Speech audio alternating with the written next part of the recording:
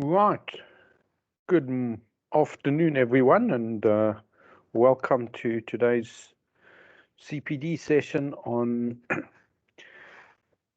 avoiding the auditing landmines.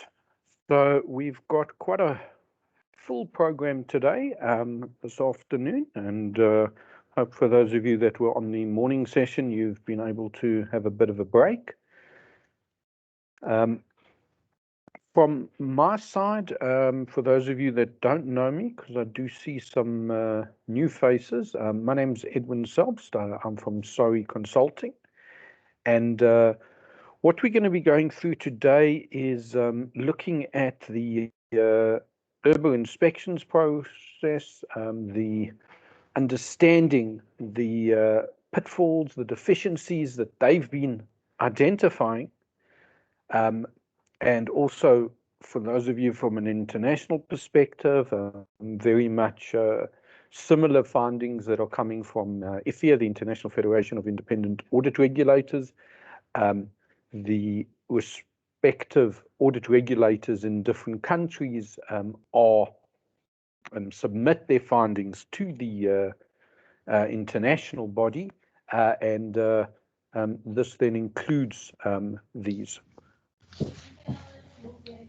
If I can just ask those of you who have joined, if you can just please make sure that you are muted, because I am picking up, unfortunately, a bit of interference every now and then.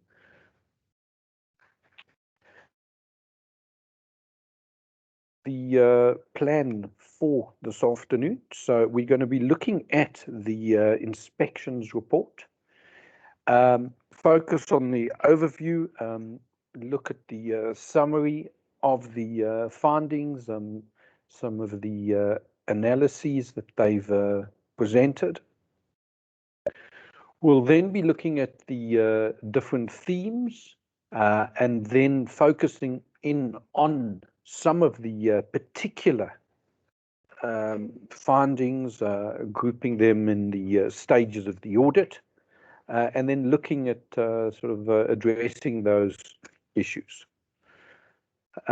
Just from a show of hands, just if I can just confirm that, first of all, everybody can see me and hear me.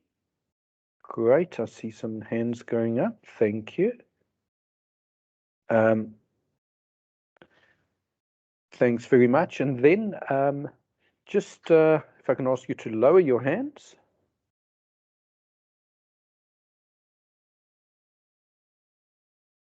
Great. And then just to understand from the audience, how many of you have actually gone through the 2020 inspections report?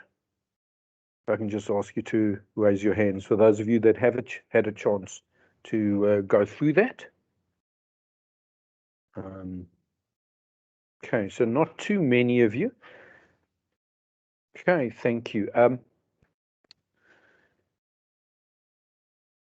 So just in from an administrative point of view, thanks, you can lower your hands, thank you. From an administrative point of view, just so that you're aware, what we're going to be doing is there's a quiz that you need to participate in, which will be sent out to you with the evaluation. And then from the perspective of timing, we're going to be going for about an hour, then take a 5-minute leg stretch just for a quick breather.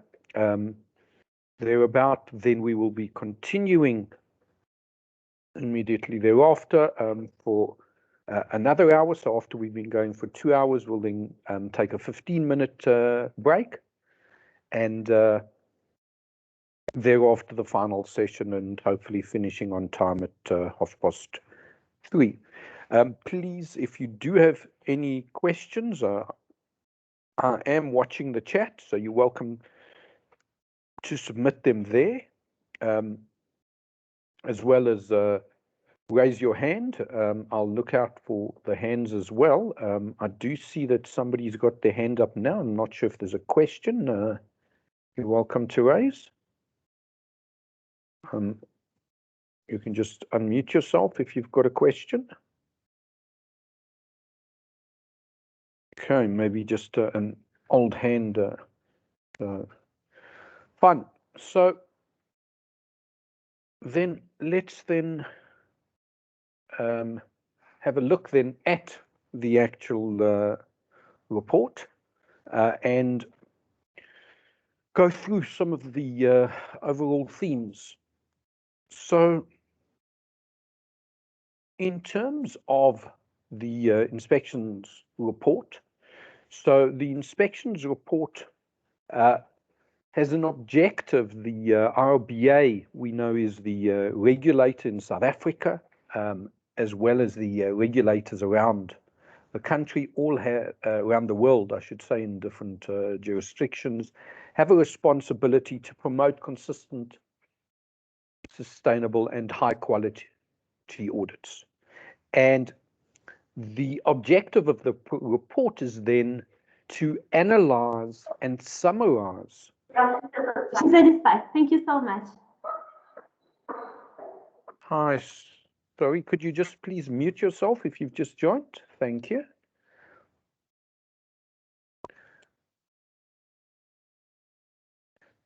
So in terms of the inspections, so the purpose then is of the report is to summarize those findings in a manner that all stakeholders are able then to understand the implications of the report, to understand where quality is challenged, is in question, deficiencies that have been picked up, and the regulators around the world meet in terms of the International Federation of Independent Audit Regulators.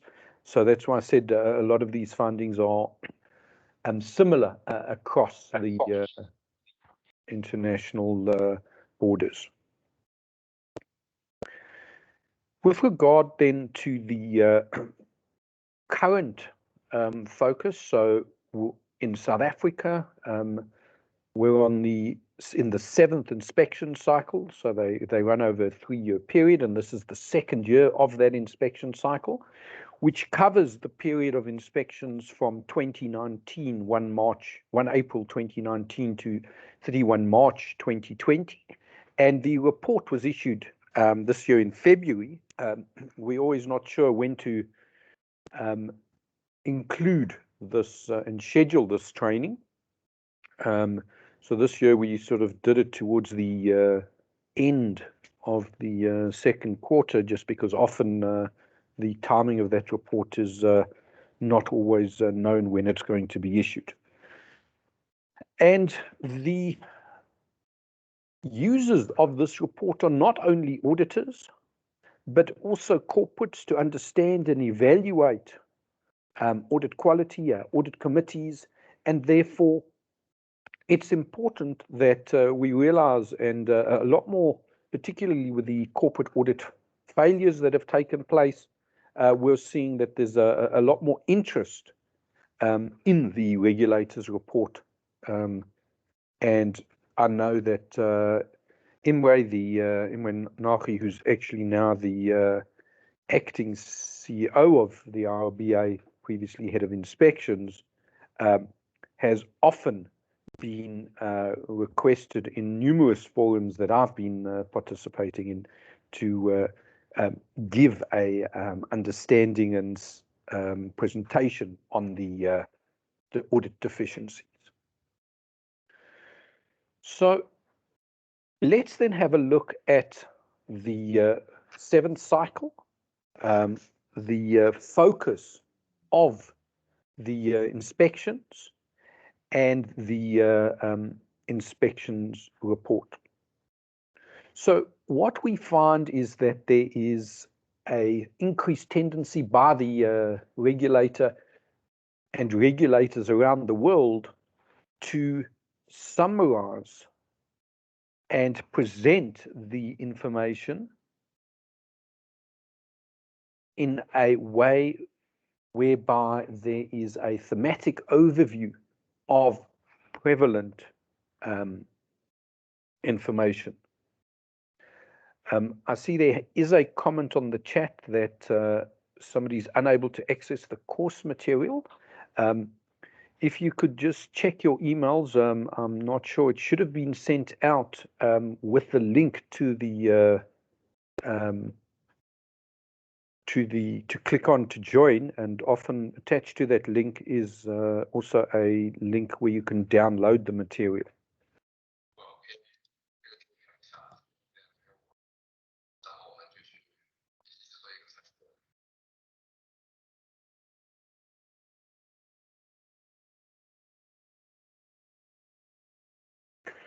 Right.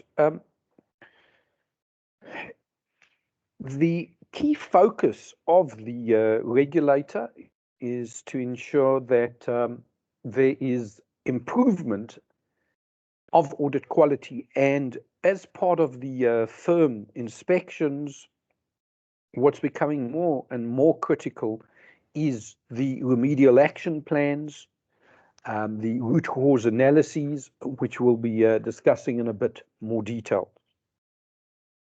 Of particular concern is the sorry, I see there's another comment. I don't know. Somebody's commenting that the file, okay, the link is apparently corrupt or something, and apparently Stephanie's going to be resending that. So please,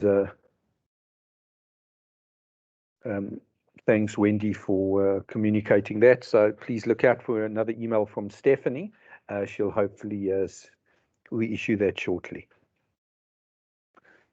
So with the corporate collapses that have been taking place around the world, and particularly in South Africa, there's also particular concern and request for information on JSE accredited firms and how are those firms faring relative to the other practitioners, and therefore we'll have a look at some of the information that's been presented by in the inspections report. What's key and coming out, particularly because of concern of repeat findings, is the importance of leadership and the involvement and the tone at the top, the audit managers, audit partners, quality control committees, and where there is increased leadership, we see the inspections department have picked up and are reporting that there is improved audit quality, reduced findings, and ultimately a overall reduction in the level of findings. What's also becoming critical is that leadership involvement needs to extend to the remedial action process. So that covers the root cause analyses as well as the remedial action plans. And we'll be discussing what IRBA has identified as a result of their inspections. Also key for the 7th cycle is independence and ethics. And remember this being a key role and a key concern of the regulator, particularly with compliance with the Companies Act as well as the Code of Ethics. Concerns also around the area of acceptance and continuance and acceptance of clients where resources may not be at the desired level. And then from a firm inspection perspective, particular concern around consistency of quality across all audits as opposed to those with a higher chance of selection. And then the other focus on the non-compliance with laws and regulations and making sure that the aspects of the code are dealt with. In addition, the IRBA is also looking at ownership structures because of the significance that this has on the audit quality that they've identified as a result of their past practices and past inspections. With regard to independence procedures, we'll have a look at some of the concerns the regulators are picking up and lack of clarity and proper planning in that regard. Also of importance is partner performance and remuneration and how firms are managed to ensure that there is the right incentives and culture that's promoted. And then consequence management to make sure that there are implications for the lack of audit quality, and that has a direct impact on those involved in the quality control process.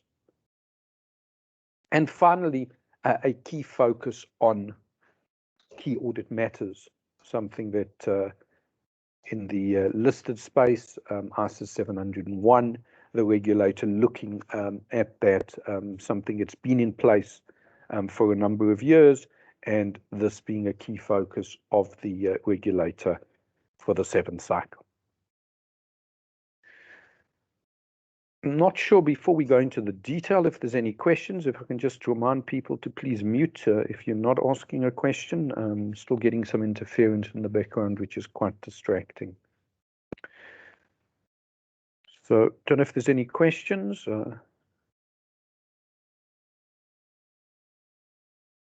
Okay, so can't see any hands going up or any questions in the chat. So let's then have a look at what are the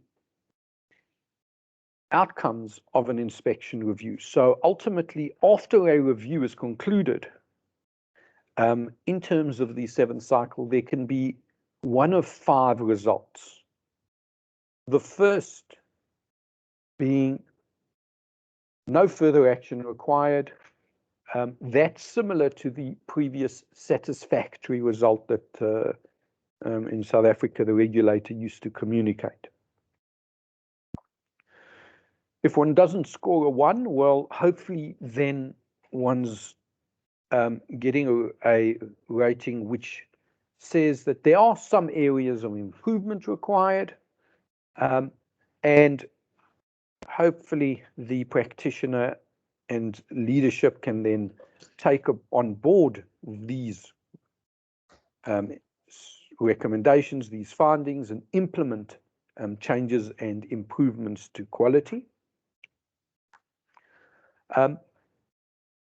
If, however, quality is still not at the desired level, so then the regulator communicates significant improvement required.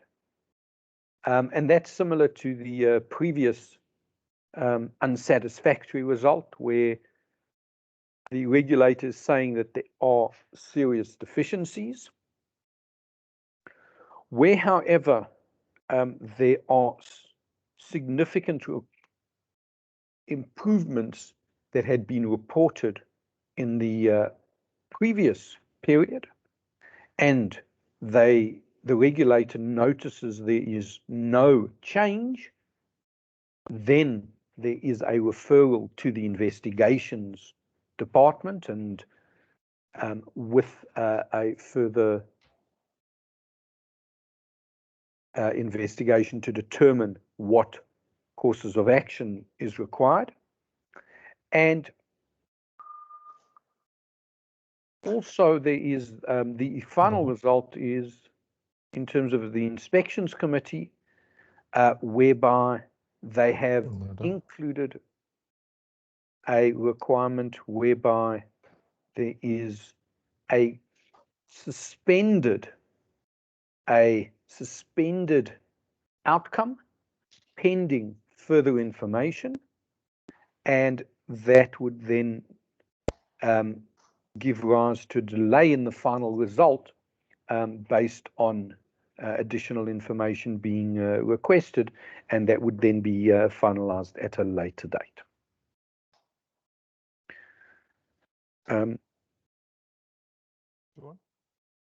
Sorry, is there a question?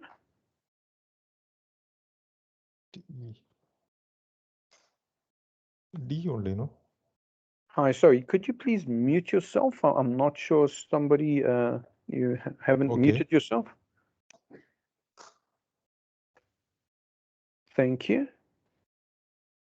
Okay, so with regard then to okay. Both side. With regard to then the firm inspections. Sorry, I'm just trying to.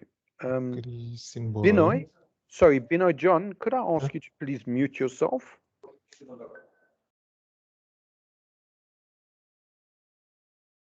Okay. Right, sorry. Okay, apologies for that. So with regards then to, so we know that the regulator performs two types of inspections. They look at firm inspections, and then they look at engagement file inspections. So with regard to the firm inspections, so there,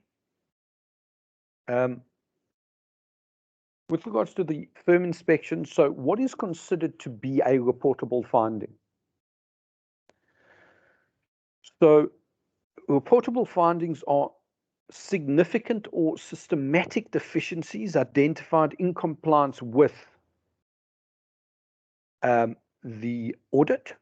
So where there is something that's significant or systematic, that then becomes elevated from the file inspection to the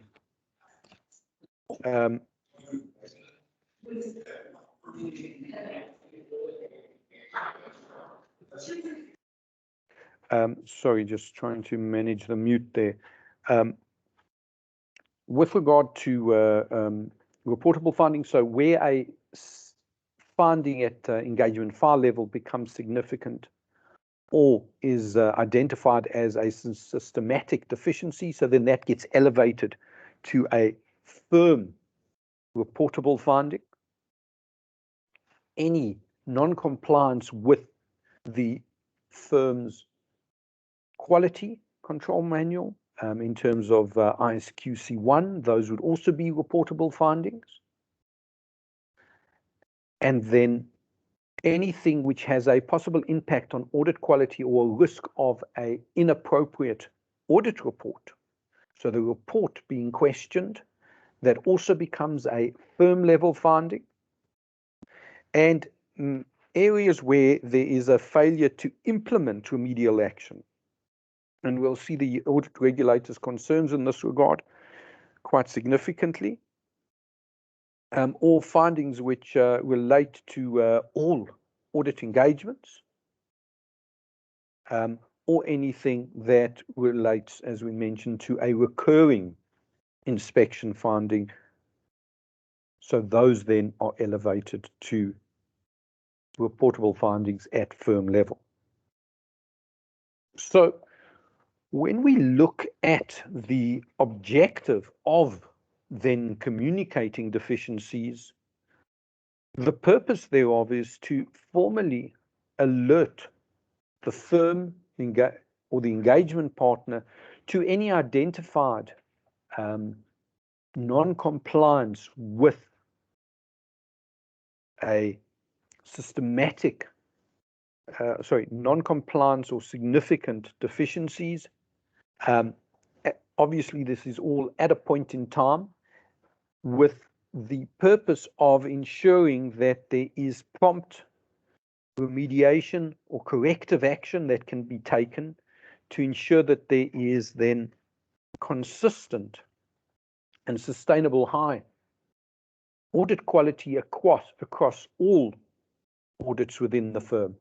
And it's on the all audits that I think we need to deliberate slightly, because what's coming across is that very much the regulators around the world have established from the inspections is that the level of audit quality on public interest entities is different to the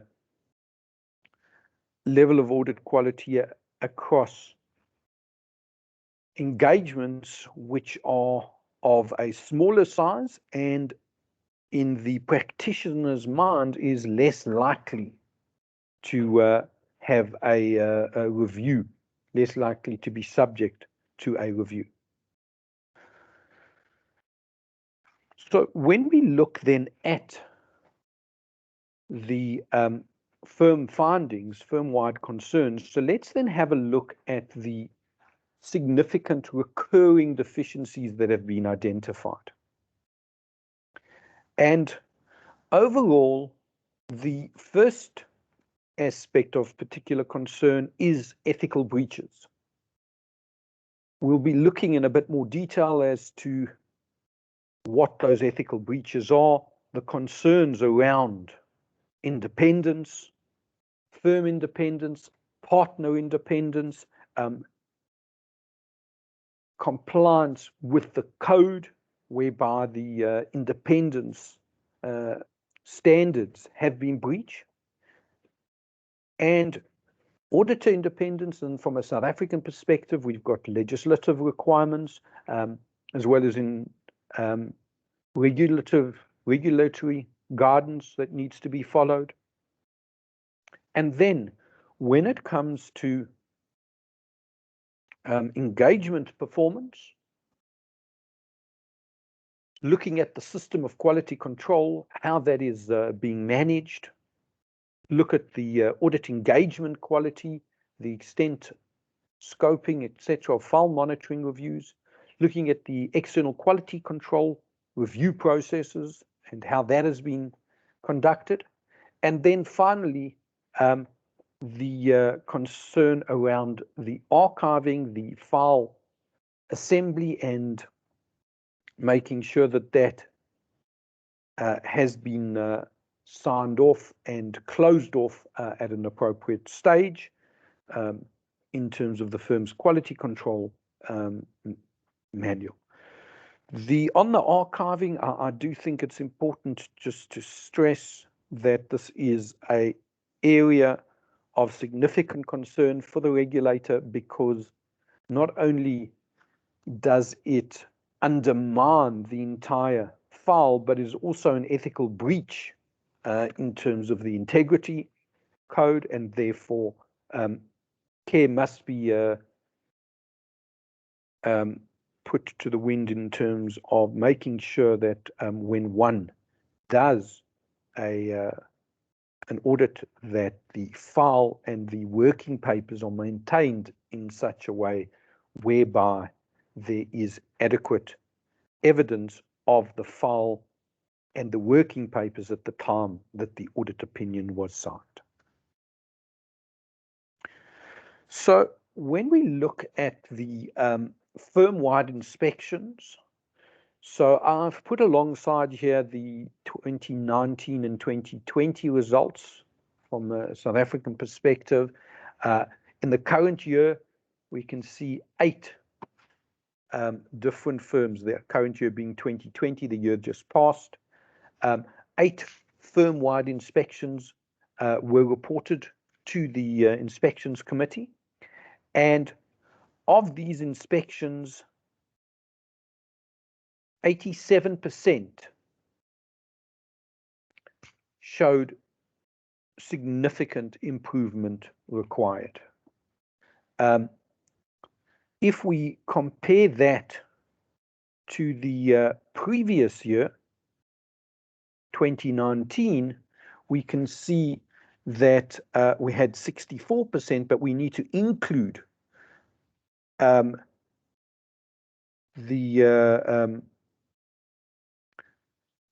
that were referred to investigation, as well as where some improvement was required.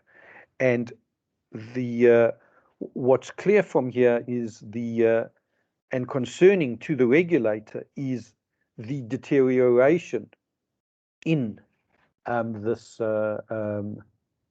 firm-wide inspection process. The concern remains high based on the current results, which are indicative of quality control deficiencies within the firms that were investigated, firms which were inspected. And while some firms, they did notice, had a few firms where there was considerable investments made and management, and the quality of management underpinned by leadership and improved tone at the top led to significant improvements, enabling a environment whereby they were able to consistently produce high quality audit standings. The general spectrum is that there has been a deterioration based on the current inspection process.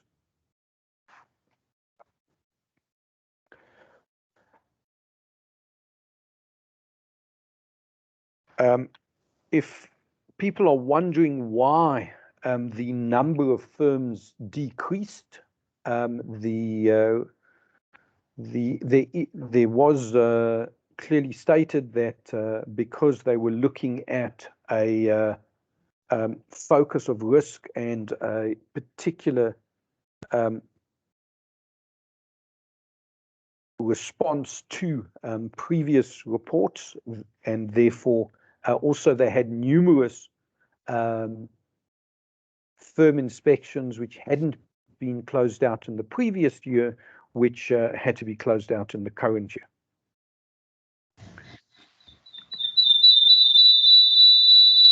Hi, do you have a question?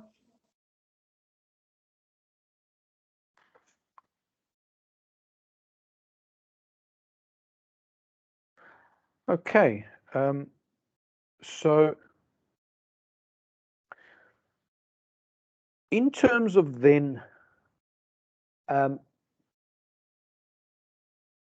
where engagement level findings are escalated to a firm level deficiency, so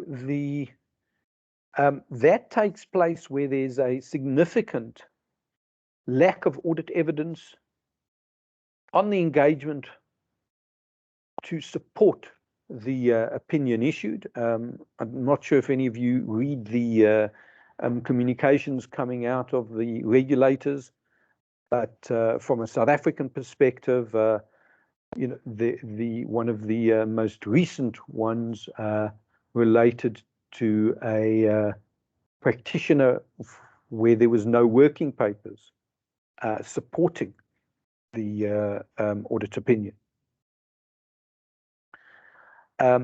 Also, what leads to a firm level deficiency is those inadequate controls for the safe custody or file modification. So this is your lockdown of those files. Regulators around the world, as I've said, are enforcing this very strongly, and one needs to just make sure that not only has one got policies in place, but there's specific procedures, and very importantly, that these procedures are being monitored to ensure that they are being carried out. Other matters which lead to a firm level deficiency is where there's a significant lack of appropriate disclosure in the financial statements as required by the relevant accounting framework.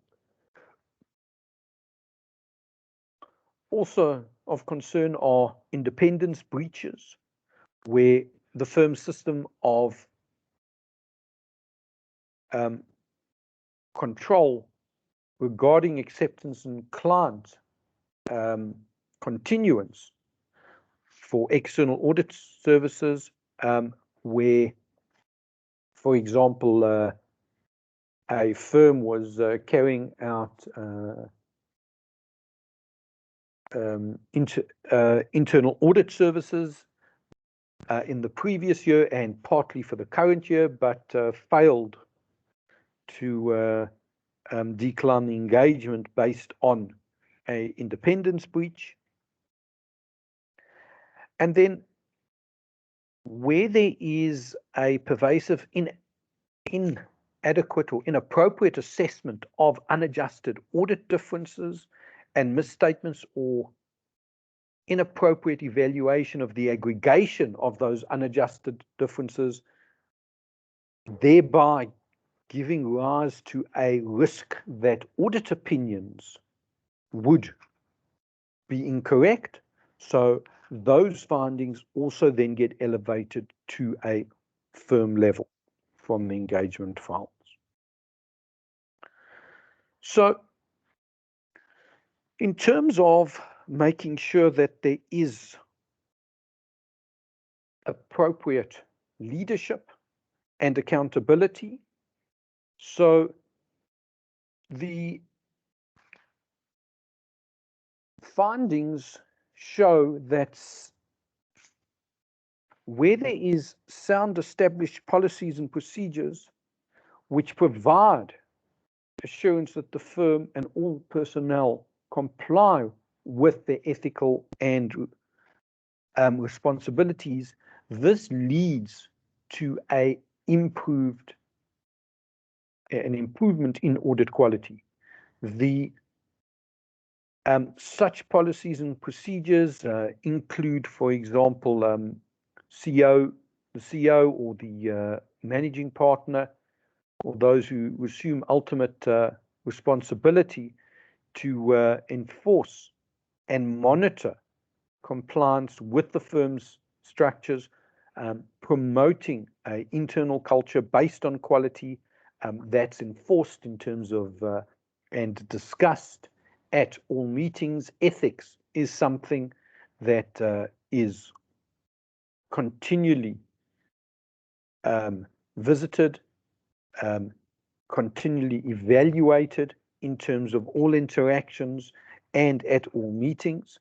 And what the regulator has found is that complacency by leadership results in repeat findings, and the RBA has looked to extend its focus and to assess and continually monitor the compliance with the independence requirements, not only independence in mind, but independence in appearance as well.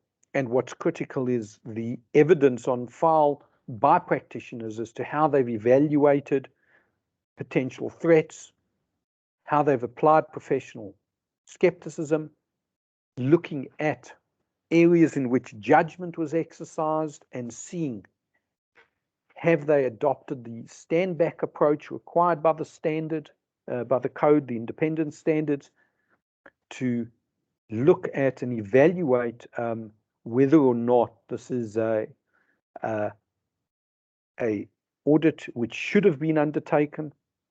Are there any safeguards? Are those safeguards adequate? Or is this an area in which the engagement should not have been accepted in the first place, or inadequate safeguards implemented, or safeguards implemented when they weren't appropriate? So when it comes to the lessons learned, and this is something which I find very useful, and more so, the inspections report giving a clear understanding of lessons learned and where firms have improved audit quality and what they're doing right so that others can learn from that. And a hands-on leadership in managing audit quality and embedding quality as part of the culture is something that has led to improvements and reduction in findings, contrasted with managing quality on a responsive basis and looking at failures as risks rather than proactively looking at ways to improve audit quality across the firm and across all engagements.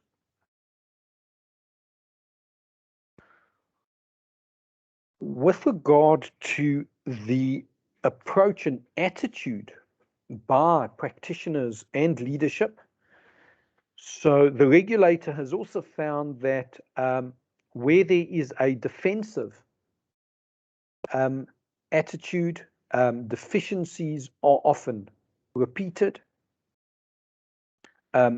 This leads to complacency and a lack of willingness and desire to then internally reflect, which where firms are reflecting internally, they see that that leads to a culture of the importance of quality and changes the focus to an internal reflection, which has a significant improvement.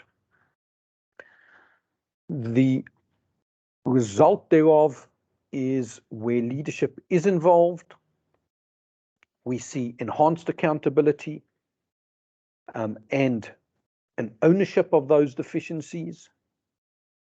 The challenges and repeat findings are at firms where there is a commercial interest focus. Audit quality, not so much at the forefront, and public protection not viewed as an objective of the audit. This is seen by the regulator in terms of the setting of audit budgets, sometimes a culture of increasing revenue at the expense of audit quality. We'll see in some of the ethical slides around lowballing in terms of setting of budgets. And the other aspect is when it comes to the commercial interests, making sure that the firm has sufficient resources to enable an appropriate allocation of skills across the different audits that are required to ensure that they are properly accounted for.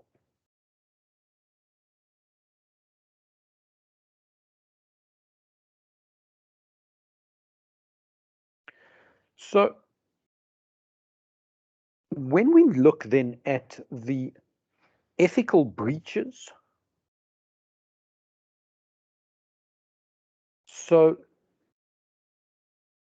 ethical breaches include making sure that there is sufficient resources and an appropriate fee has been set so that there will be sufficient time to complete the audit utilizing the appropriate level of skills, as opposed to charging lower audit fees just to secure a client. This is something that the regulator is on the lookout for. A lot of practitioners have been complaining about this in the past, but the regulator is unable to act upon anything unless there's a affidavit that is submitted with a formal complaint. So, but they are trying to, it seems, look at this in terms of the inspections that they're carrying out. With regards to Tighter profit margins.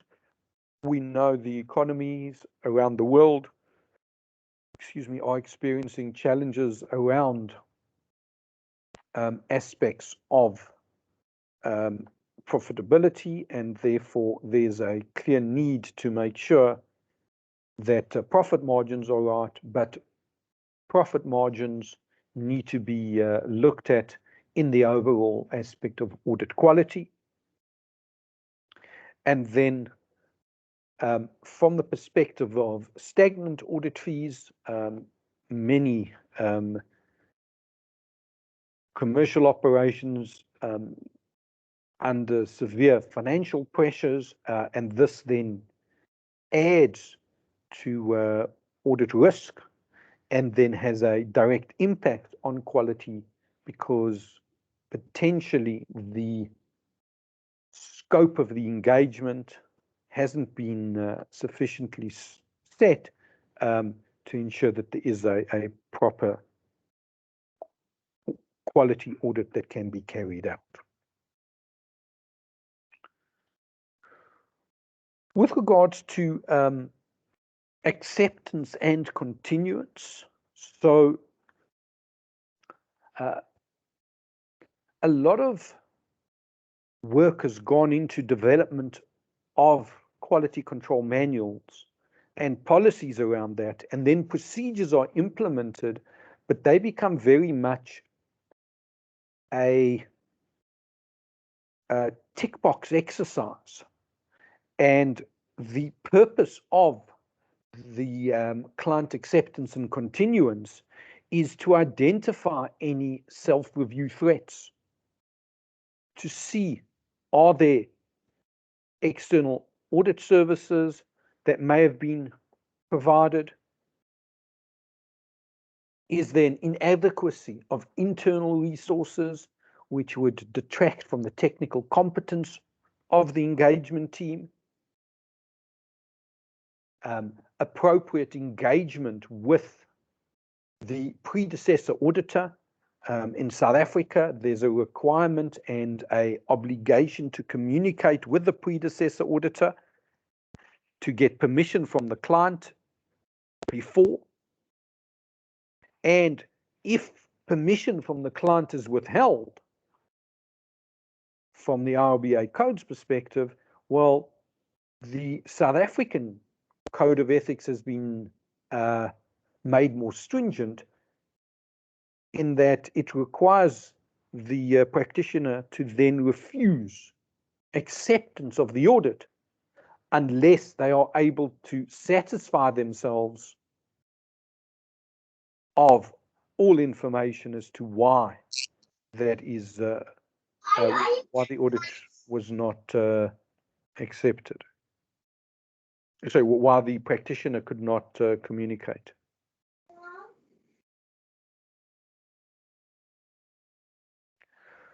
Right. In terms of then the engagement performance and engagement quality control reviews. So firms need to establish policies and procedures which are designed to provide reasonable assurance that the engagements are performed in accordance with the professional standards, and that there is compliance with the legal and regulatory framework as well as the code, with the objective of consistent high quality audits.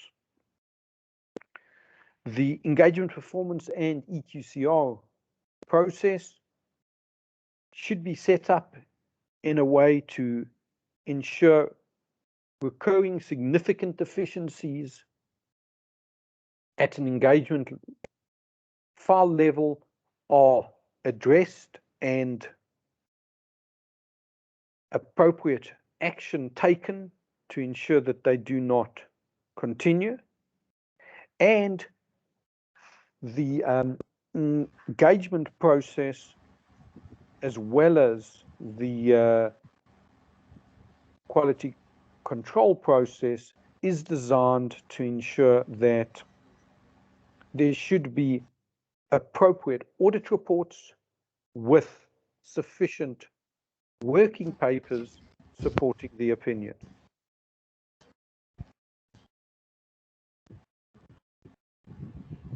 Don't know if there's any questions.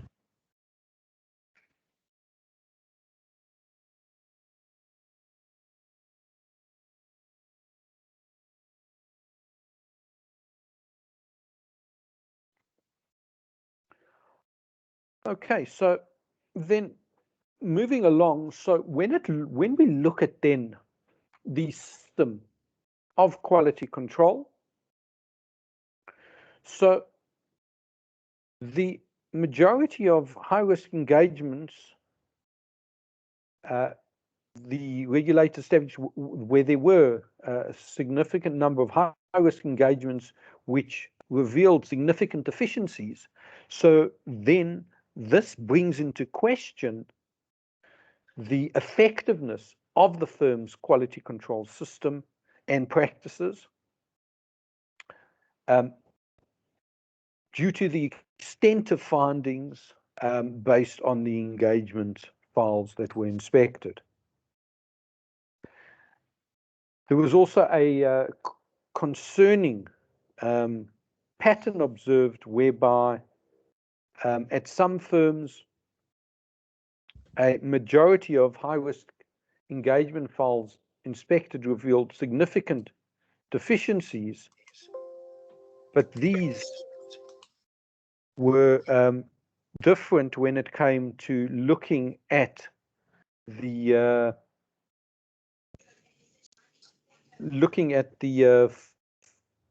findings across other firms, and therefore the firm's approach also, it was found to have a direct implication on the findings where the firm had a dismissive attitude towards the regulator's inspection process rather than, as we mentioned, a reflective attitude and looking at understanding and taking on board the findings to ensure that the objective of the regulator as well as the firm when it comes to quality is to ensure that the public is ultimately protected and the reputation of the profession is held. With regard to the EQCR function, so when it comes to the regulator inspection of a firm, they found that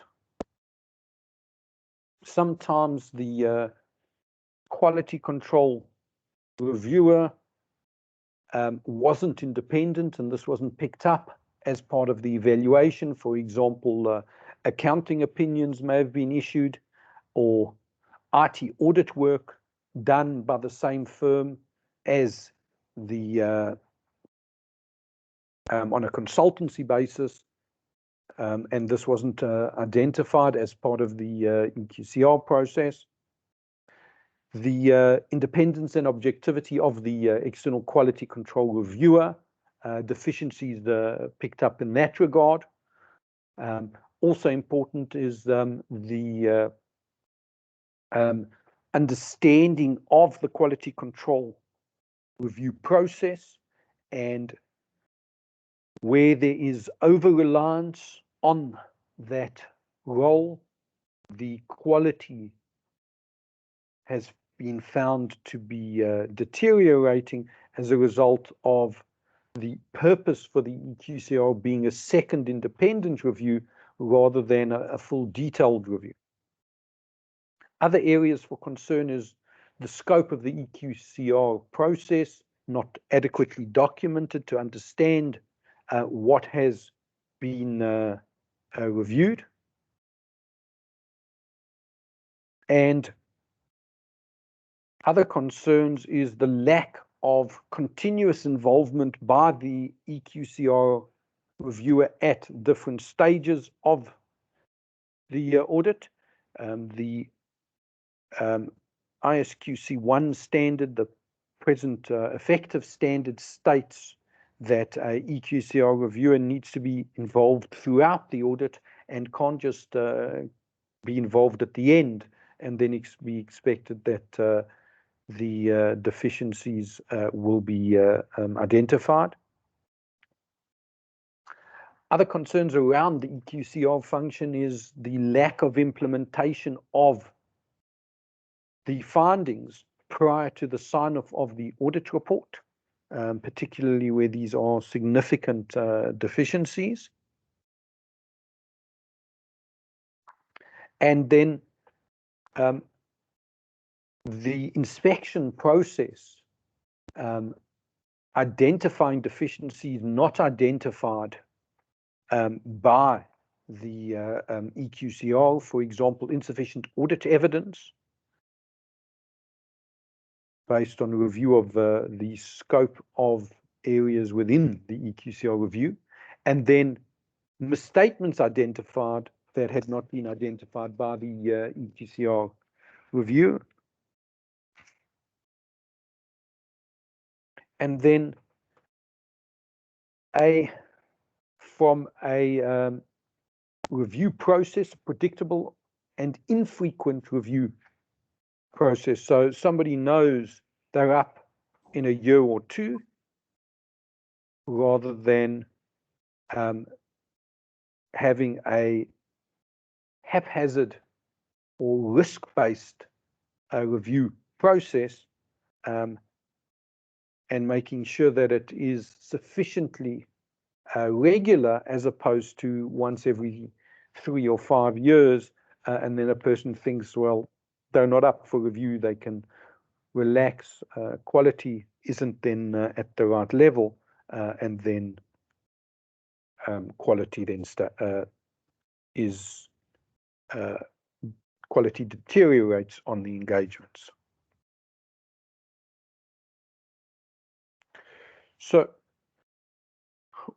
some of the lessons that have been learned is where there is a leadership-driven investment in in-house technical competence that has led to a significant improvement in audit quality.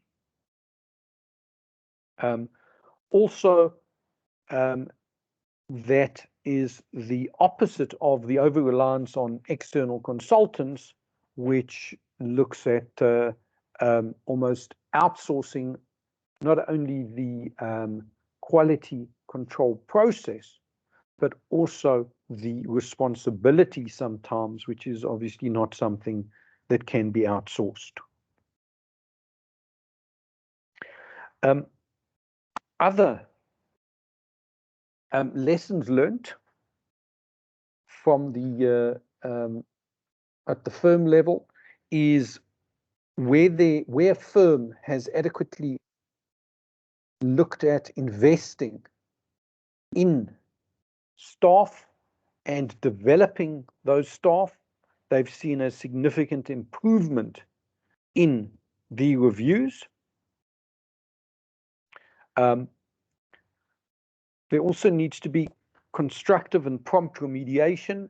This is something that shouldn't wait for an annual summary. As soon as deficiencies are identified, these need to be taken on board, discussed with the risk committees, ensuring there is adequate managing partner involvement, and then a prompt remediation process set up. Firms that implement a proper root cause identification have seen a significant drop in the number of significant deficiencies. A CPD policy development, whereby there's a clear understanding of what practitioners at different levels should be including in their development plans, in their planning their CPD activities for the future, and then making sure that they are appropriately addressed, which leads on to the CPD monitoring, making sure that there is adequate reflection in terms of those CPD requirements, making sure that there is a constructive and prompt evaluation of the CPD activities and addressing if there are any parties that haven't then met the required CPD requirements. And then finally, another interesting insight that has taken place and is gaining acceptance around the world is something called in-flight reviews. And firms that have invested in real-time monitoring of audit quality, making use of reviews as part of, as the audit is actually taking place to address quality concerns. This is an area in which the regulator has found that there's been this has proven to be one of the most significant factors to reduce deficiencies and improve audit quality. So that gives us time to break unless there's any questions.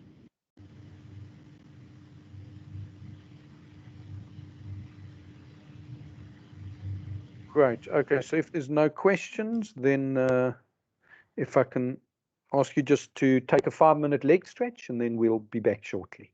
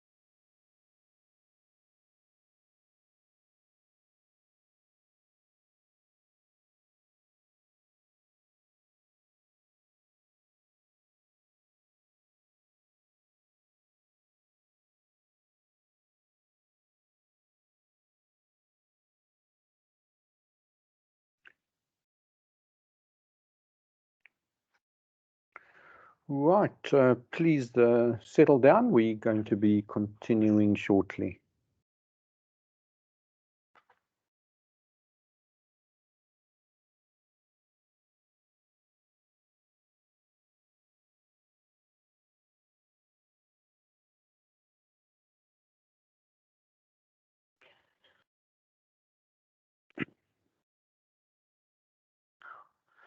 Right, so let's look at then the monitoring review process. So this looks at not only file monitoring, but also the entire monitoring of the system of quality control and the different aspects of ISQC1 around the entire ambit of those 7 areas. So when it comes to monitoring, the RBA identified reportable deficiencies that were not identified by the firm's internal monitoring review. So areas such as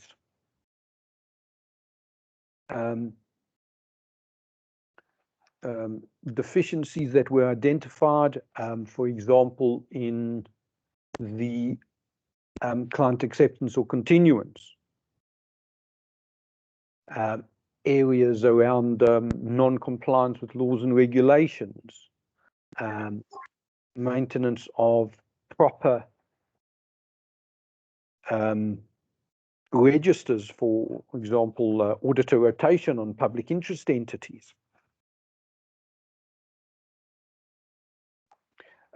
Other areas of concern were the scope of the review was limited or restricted. This could have been limited by the reviewer, by the person responsible for evaluating the system or allocated that responsibility. And then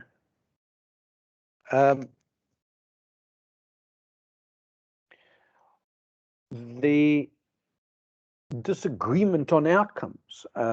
Where there are disagreements on outcomes, there needs to be a process that is set up whereby those outcomes can then be evaluated, and then an appropriate consequence management step developed to resolve and improve audit quality.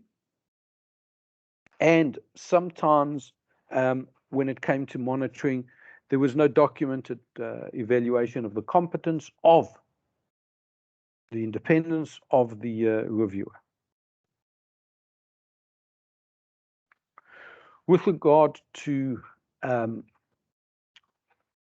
monitoring findings, sometimes concerns were picked up whereby deficiencies identified by the firm's internal monitoring reviewer were not reported to those responsible for quality so that appropriate action could be taken.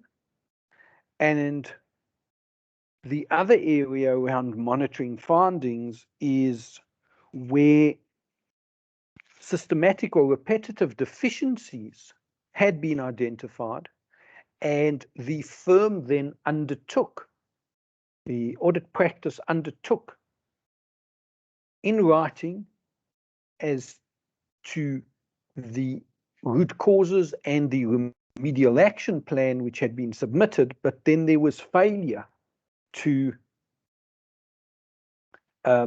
provide evidence as to how these submissions had actually been and promises had actually been carried out, so that there was inadequate consequence management and adherence to what the firm's own communication processes had said would be carried out. In terms of then the lessons learned, so once again, on this monitoring side, we see the focused staff development, a risk-based selection and scoping of not only files to be selected, but also of reviewers, of engagements, and the scoping of the firm review from the monitoring perspective also needs to be appropriately set. There needs to be constructive and prompt remediation, and then that root cause analysis. A CPD policy development, which includes random and frequency of training, as well as an understanding of random and frequency of when quality is going to be monitored. And then also we spoke about the CPD monitoring and then the in-flight reviews. The last aspect I'd like to discuss under the last aspect I'd like to discuss under the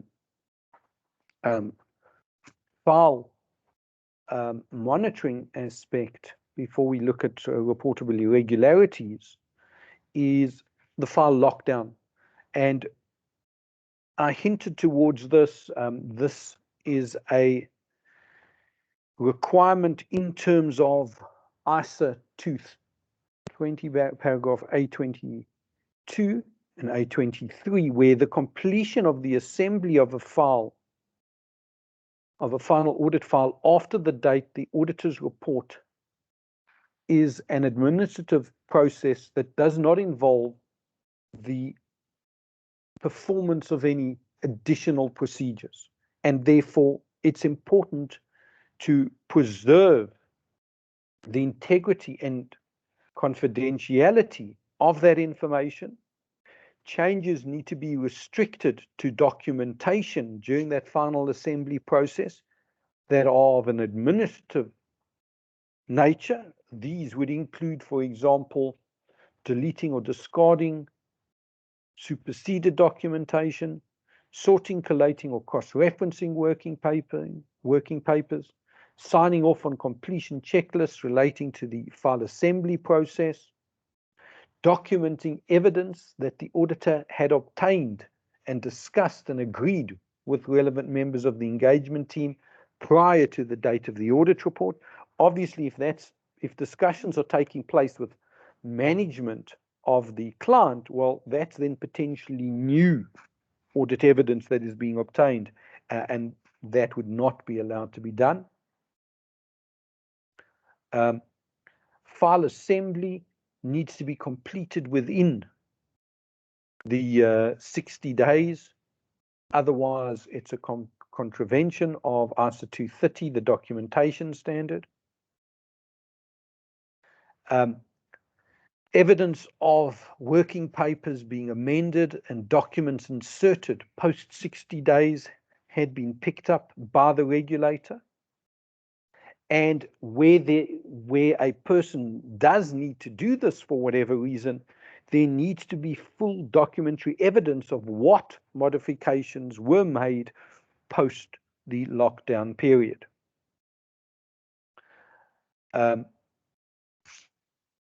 Auditors that change working papers find themselves guilty of misconduct in terms of not being in compliance with the auditing standards and the IRBA Code of Professional Conduct, where working papers are modified post the 60-day lockdown rule.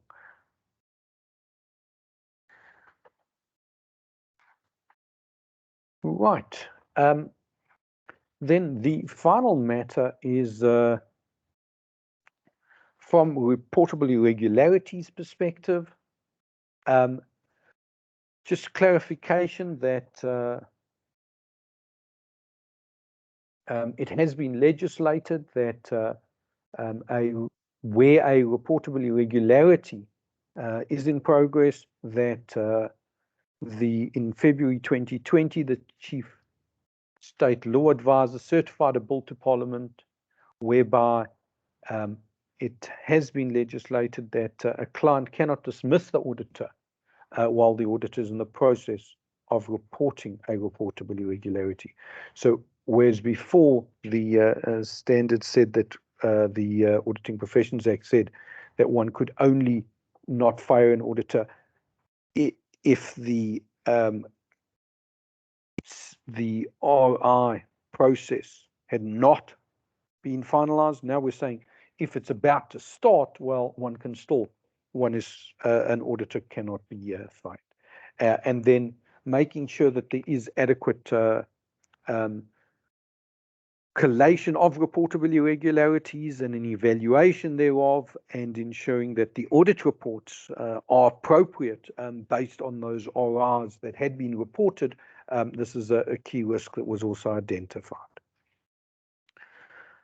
Right, that gets us to the end of the firm inspection. So I don't know if there's any questions now, or if we can move on to the engagement inspections, the file inspections.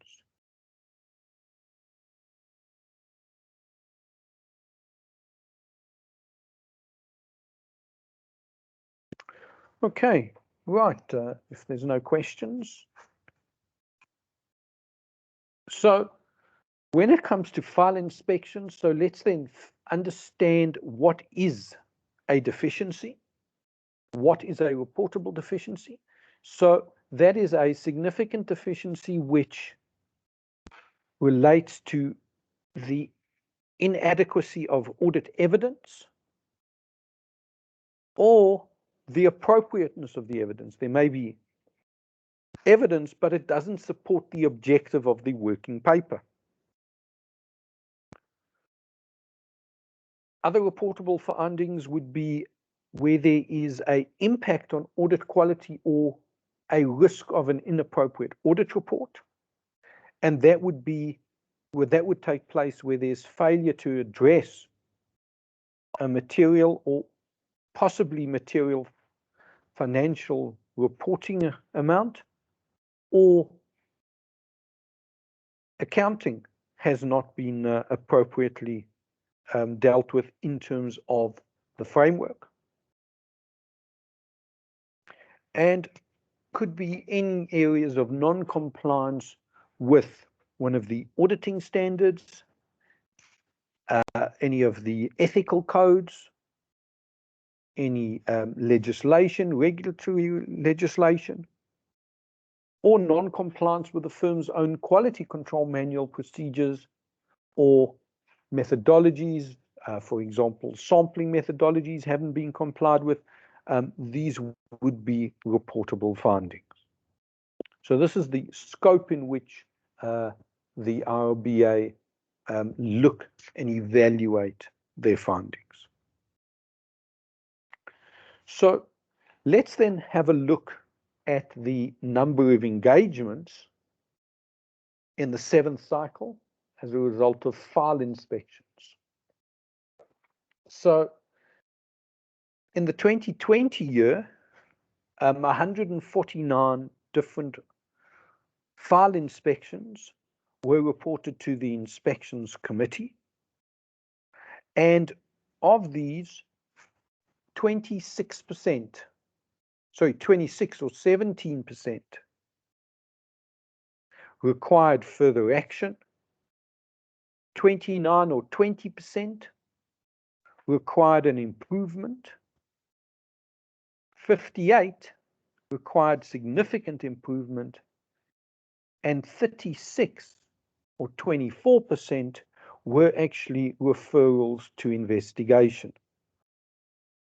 Now, if we look at the comparison to the previous period, we see those that required no further action were 17%. In the current year, that percentage stayed the same. But what is concerning is the increase in those referred to investigation, and then the slight increase as well in terms of those where significant improvement was identified as being necessary. And I think, you know, it's these areas where of particular concern. When it comes to looking at the findings in a bit more detail, so the if you look at, I'm just going to go back one slide again. So if you look at these number of inspections, you'll see the total number of inspections is 149. Now, when you combine these two, don't get worried. It's not saying that we're missing information. It's just that sometimes there weren't findings that related to them. But when we look at the comparison between, let's just look at the 2020, the results, and there we see the when we look at the listed public interest engagement file inspections of JSE accredited firms versus the those listed clients and public interest entities versus the 2020 unlisted entities, to have a look at what the comparison is of file inspections for JSE accredited firms. So in other words, if we go back, if based on my understanding, we're saying there were 149 file inspections, of which 124, the 54 plus the 70, were related to JSE accredited firms. And of those 124, 54 were in the listed space and 70 were in the unlisted space. And here what we find is, if we look at the investigations, those referred to investigation, those that required significant improvement, and the some improvement comes to 83%, whereas on the listed, those three come to only 75%. And therefore, this clearly shows what the regulator is saying, is that those that are deemed to be slightly less risk and therefore less likely to be inspected, the quality on those is significantly less, a deterioration, we said, by, 8% or so. So, and that's on a bigger sample. So, you know, when we look at this based on the prior period, so there has been a slight improvement in the unlisted. So I think people are aware that that is a key focus of the regulator, but still on the listed space, you can see an improvement there, but on the unlisted, also slight improvement, but you can see that significant distinction between the quality on the unlisted versus the quality on the listed. And I'm sure a question that's lingering is, well, surely the risk on the unlisted is less. And we can all agree the risk is less. But the risk of audit failure and the risk of an inappropriate audit opinion applies to both categories. And that's what the regulator is looking at. I hope that's clear. I don't know if there's any questions. Okay, so when it comes to the top 5 recurring audit file engagement deficiencies, so coming in at 23% of findings deficiencies reported, and this is a new one in terms of the level of prevalence, is the financial statement presentation and disclosures. And linked to that is the statement of cash flows, disclosures relating to those, any audit work supporting that, as well as financial statement presentation and disclosures, including accounting policies. We'll go into each of these in a bit more detail.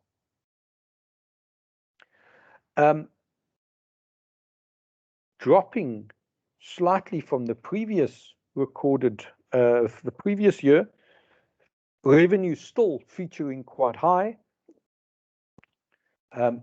Completeness of revenue being the primary concern, as well as the completeness of the population relating to those samples.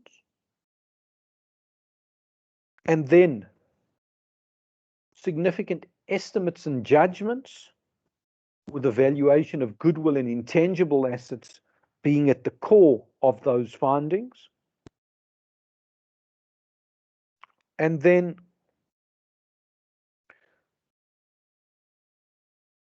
6% of the findings relating to general audit principles around insufficient audit documentation,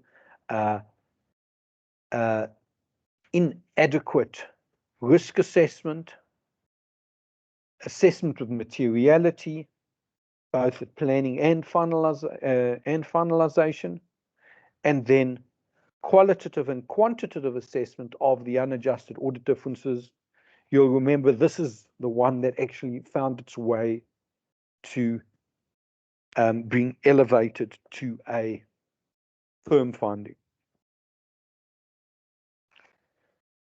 I can't stress it enough. That's why repeating this slide again, at an engagement level, there is a need to ensure that the file is properly assembled and that it is not adjusted. It is no additional working papers are added post the 60 days.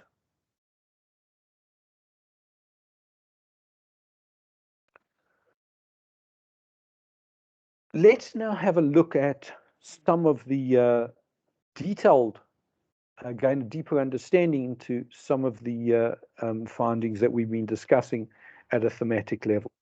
So the first is, we spoke about annual financial statement presentation and disclosure. And as we said, 23%, so that's almost a quarter of the findings related to these matters. And they are broken down into annual financial statement presentation and disclosure and matters that directly impacted the audit report. Those that directly impacted the audit report were, the audit report was incorrectly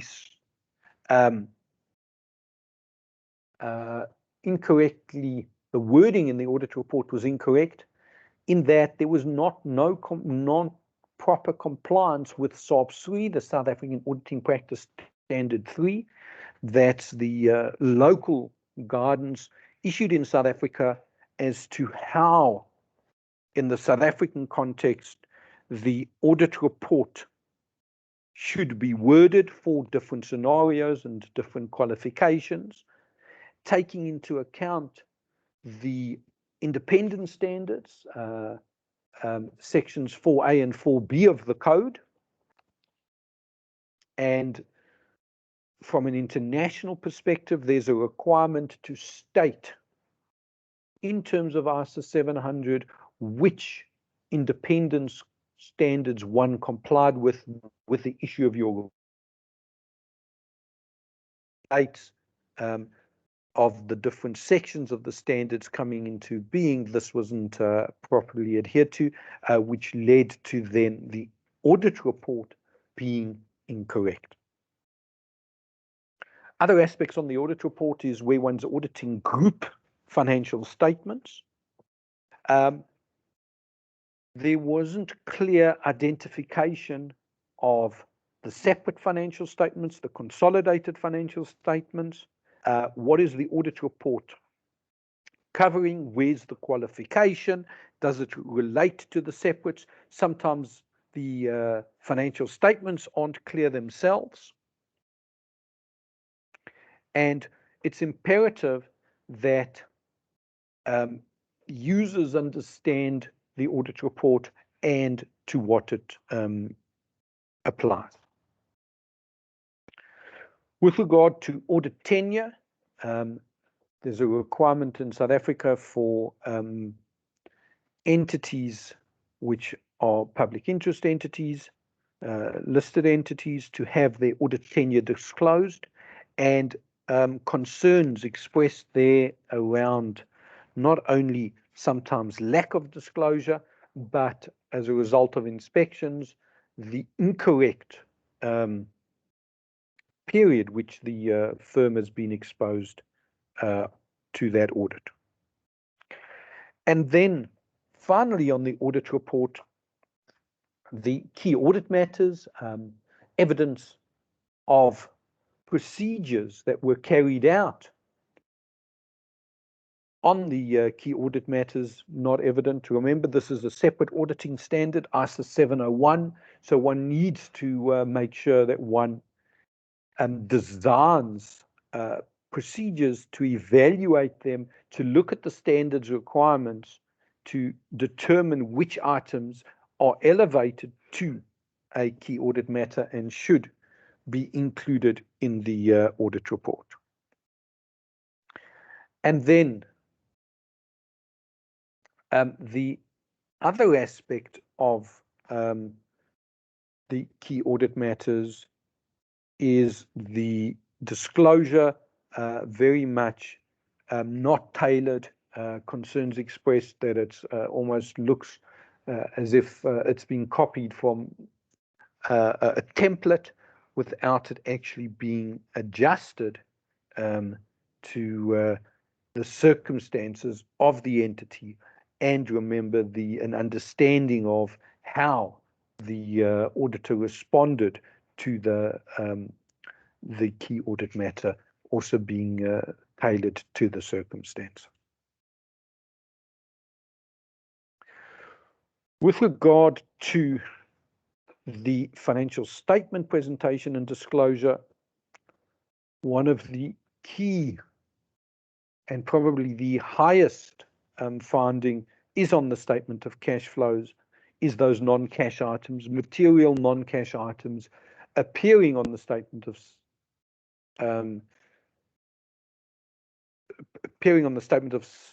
cash flows not being adjusted.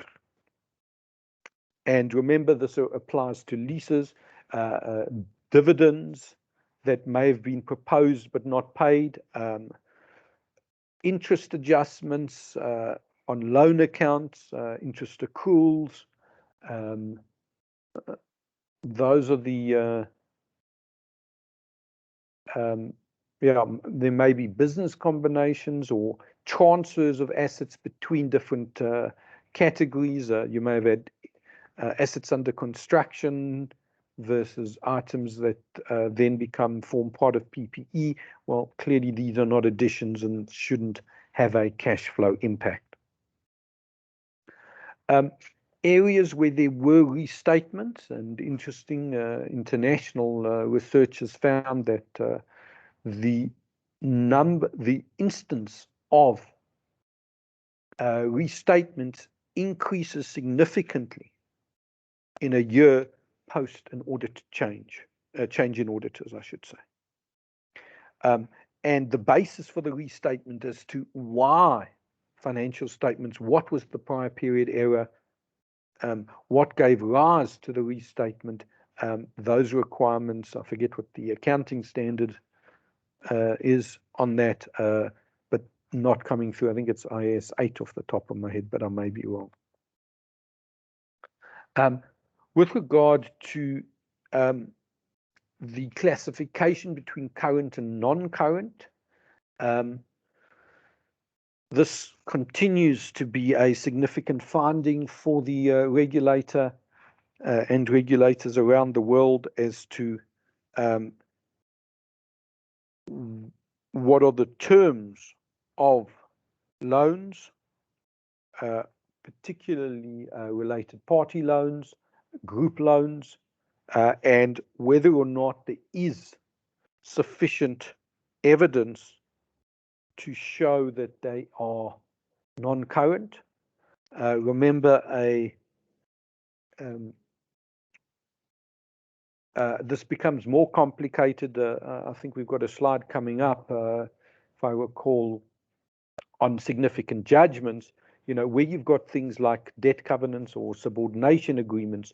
Just because a loan is subordinated does not necessarily change the liability from non-current to current, or sorry, from current to non-current, because the subordination agreement is the other party's right to demand payment, doesn't change it from the perspective of whether or not the entity has an unconditional right to defer payment, because it wouldn't. It's the other party that's agreed not to call it up, and that wouldn't change from current to non-current. And obviously, in that area, loans that are unsecured, interest-free, with no fixed terms of repayment means they are repayable on demand. I know that there's been court proceedings which confirm that interpretation, and therefore there's no basis then to classify those sort of loans as non-current. IFRS 7 disclosures, we know the sensitivity analyses, the grouping, the credit risks, liquidity risks, etc., as well as the supporting evidence on those disclosures, severely lacking. From a fair value perspective, a deficiency on the fair value hierarchy classifications, making sure that different financial instruments carried at fair value are put into the correct bucket based on the inputs to determine their fair value. Disclosure around the goodwill impairment, not in compliance with the standard. Often the assumptions, significant assumptions, not being disclosed, and an understanding to which assets, or I forget the IFRS 3 terminology, which group of assets that then applies. And then from a South African perspective, directors' emolument disclosures, the level of detail as required by the Companies Act, not complied with, and then also the completeness of that disclosure, also not appropriately addressed. So when it comes to the AFS disclosures, so the regulator stating that there should be a selection of an adequate scope for the internal review of those financial statements based on the risk and frequency, as well as suitably qualified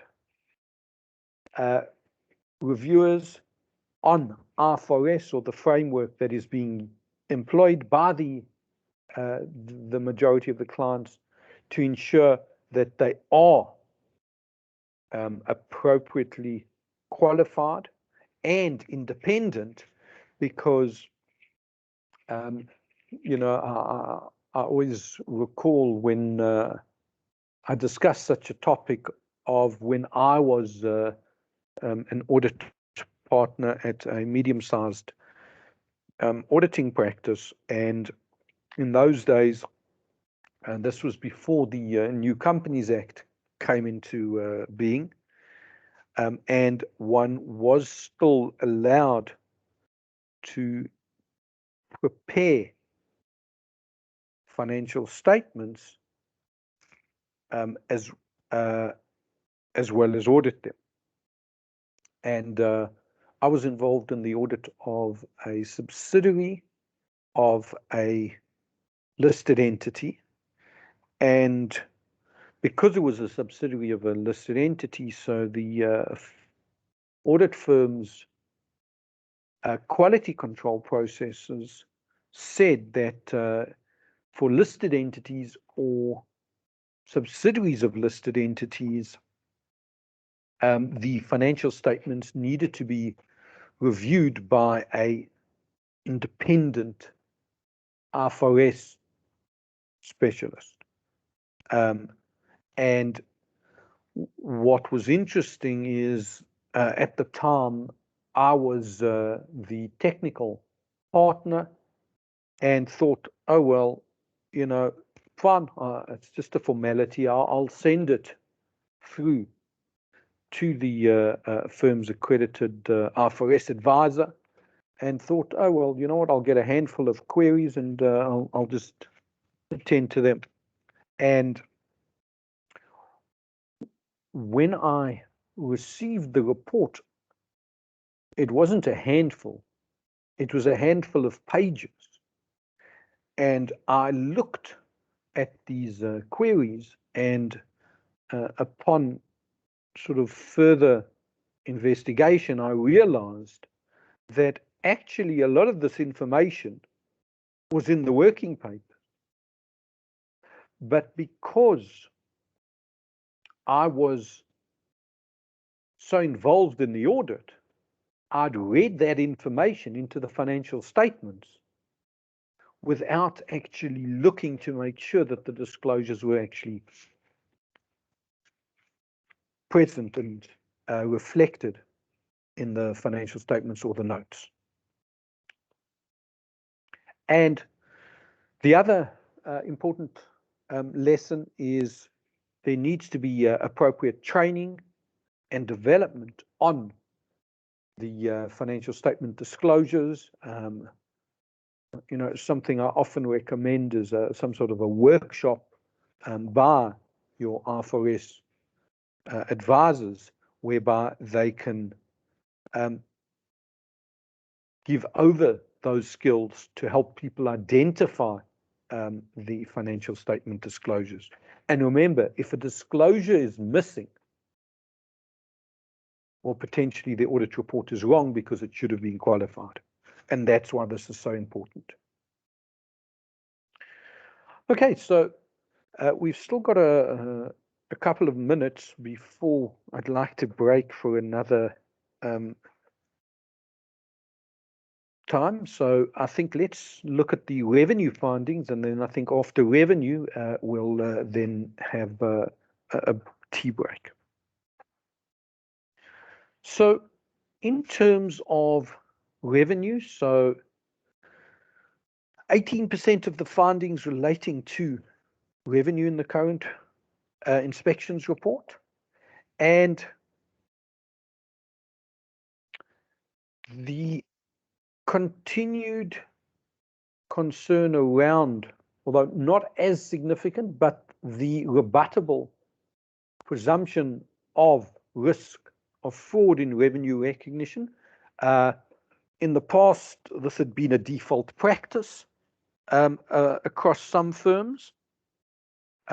Not so much, I didn't see this reported in the current findings, but still of concern is that sometimes it's not being applied to all streams of revenue.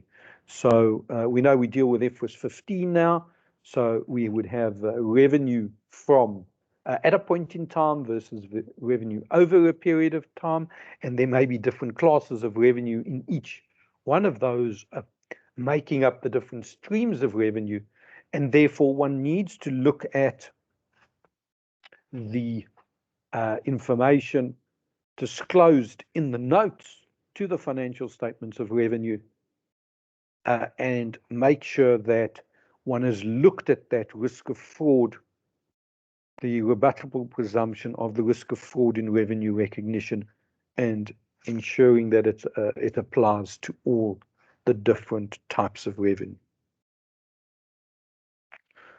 When it comes to completeness of revenue, so, you know, I almost want to take a step back, and that is to say that the lack of execution of the procedures is because the planning and the risk assessment isn't appropriate. Because, well, we need to look at the risk of each stream of revenue being misstated. And therefore, if that's it, well, then we'll get to making sure that all streams of revenue, we look at the appropriate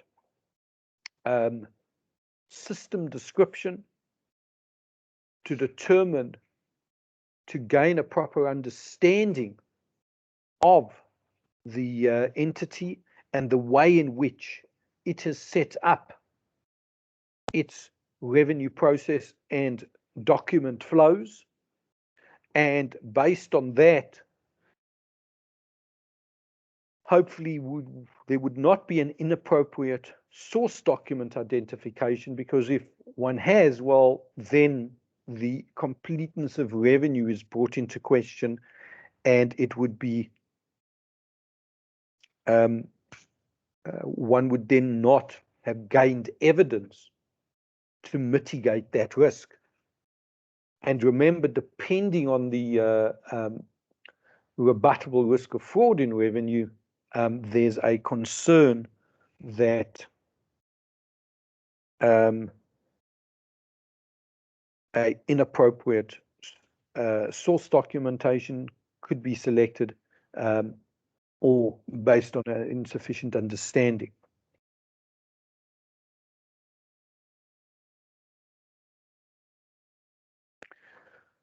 With regard to inappropriate source documents, so sometimes that was as a result of a lack of a proper understanding of the system, which gave rise to that.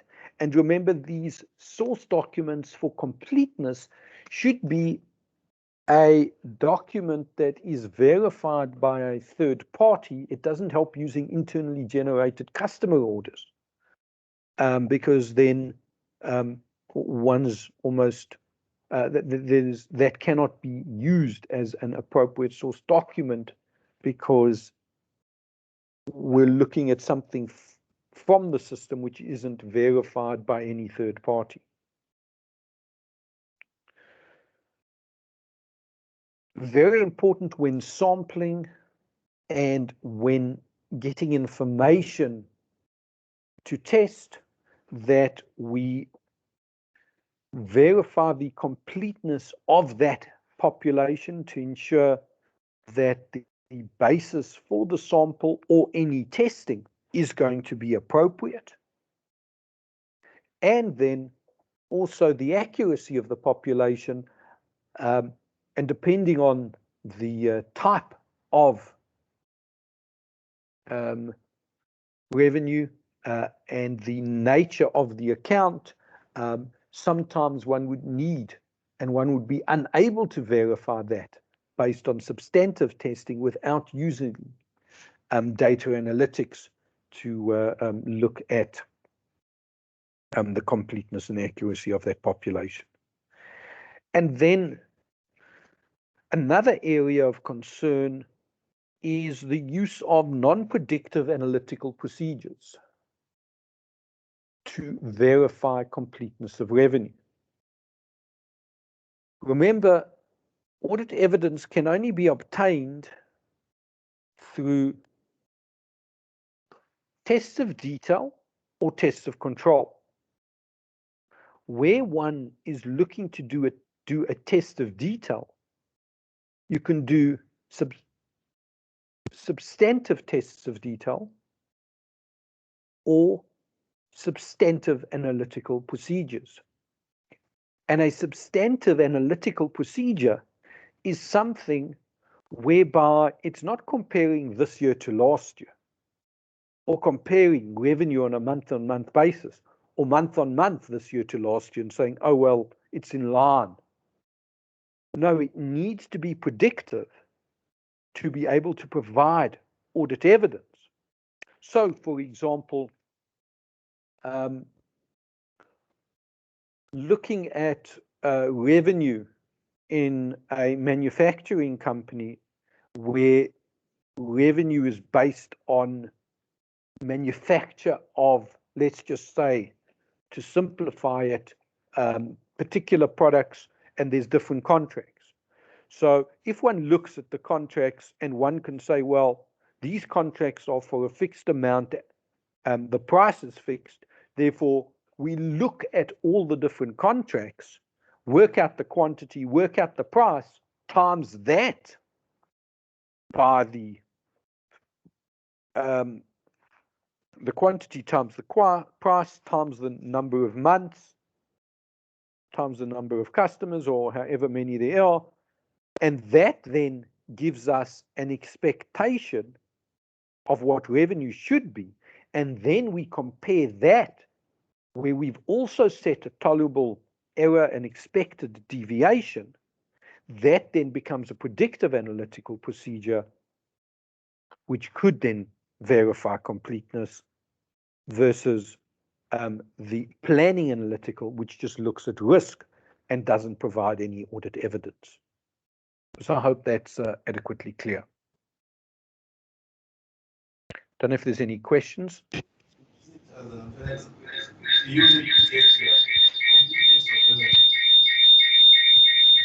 No, but what you are doing is not predictive analytical. You are doing just a global test. Sorry, is that a question or is that just an internal discussion?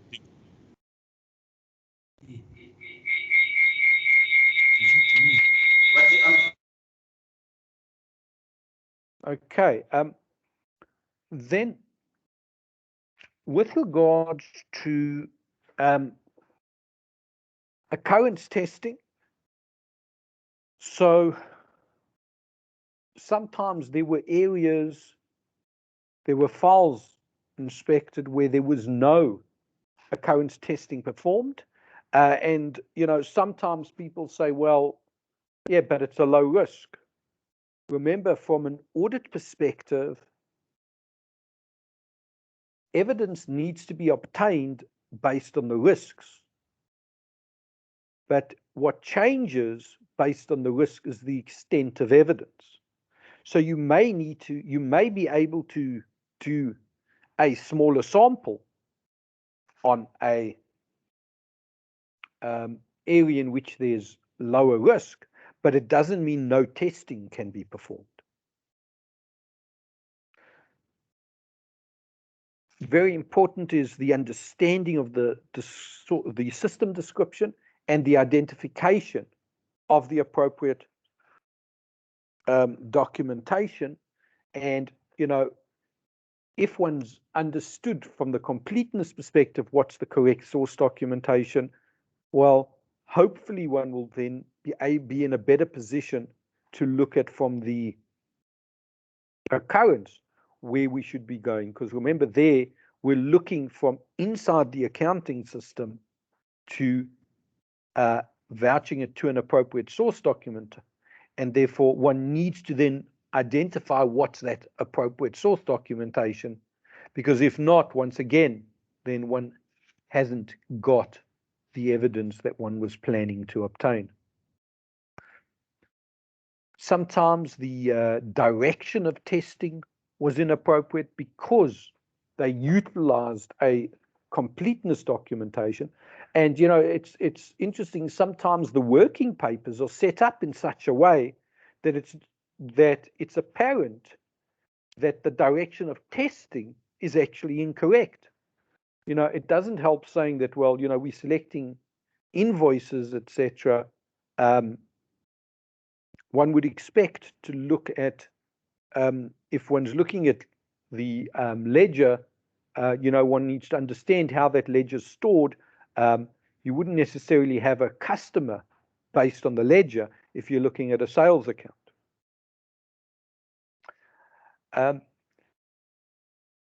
Imperative is that understanding of the revenue system to make sure that that understanding is clearly documented, the transaction flows, the parties involved, the controls in place, because otherwise one has the risk of not auditing it appropriately.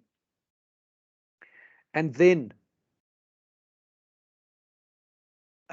depending on the direction of testing, sometimes the objective not being achieved, or as a result of a selection of the incorrect transactions or sources. And then the other concern is insufficient audit evidence based on sometimes sample sizes being the primary concern, but otherwise there are concerns around errors that are identified, and then what is an appropriate response to those errors, so that does one need to increase samples, does one need to extrapolate, conclude on the population, etc. So with regards then to the revenue transactions, the revenue findings, so improvements in audit quality around this having been identified by the regulators, where there is tailored staff development, where there's adequately scoping the training needs of the engagement team based on the deficiencies that were identified. And very importantly, not only is it important to clearly understand the client system for revenue, as we were discussing now, but also a proper reflection on that system to determine how transactions are processed in the revenue cycle, whether or not this is appropriate, what are the actual initiating source documents, is there other alternatives that should be considered or not. Right, that brings us to 2:30 now. So I'm going to propose a 15-minute break. So if I can ask you to synchronize watches, and on my watch, we'll then be back shortly after 2:45. Thanks, enjoy your tea break, and see you just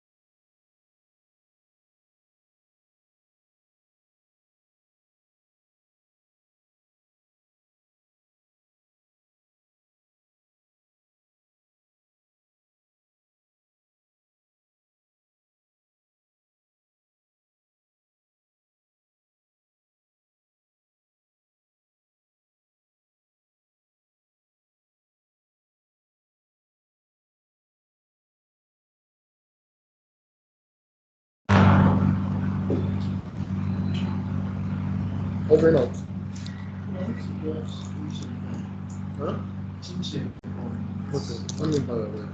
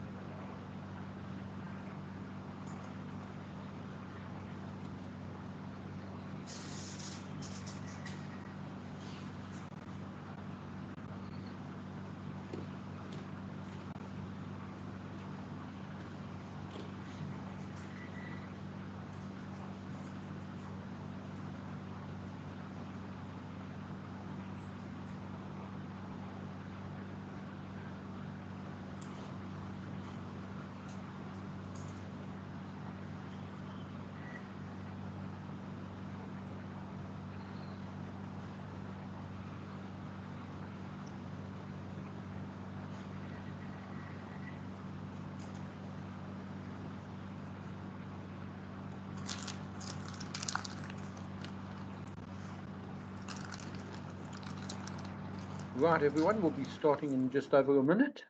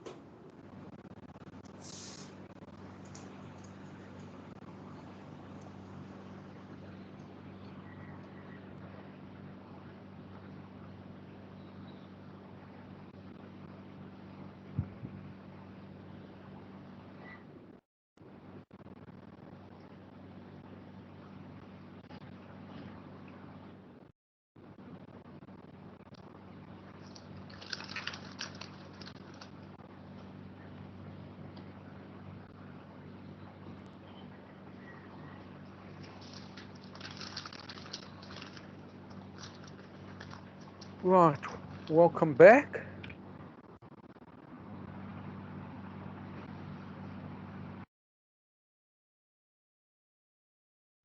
Right, so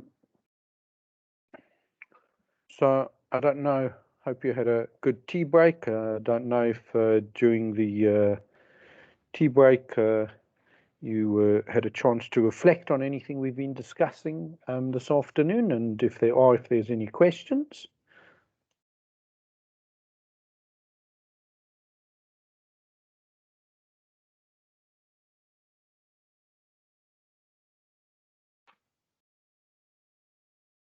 Okay, right. Can't see any questions, so then I think let's get back on track with the learning. So the next area for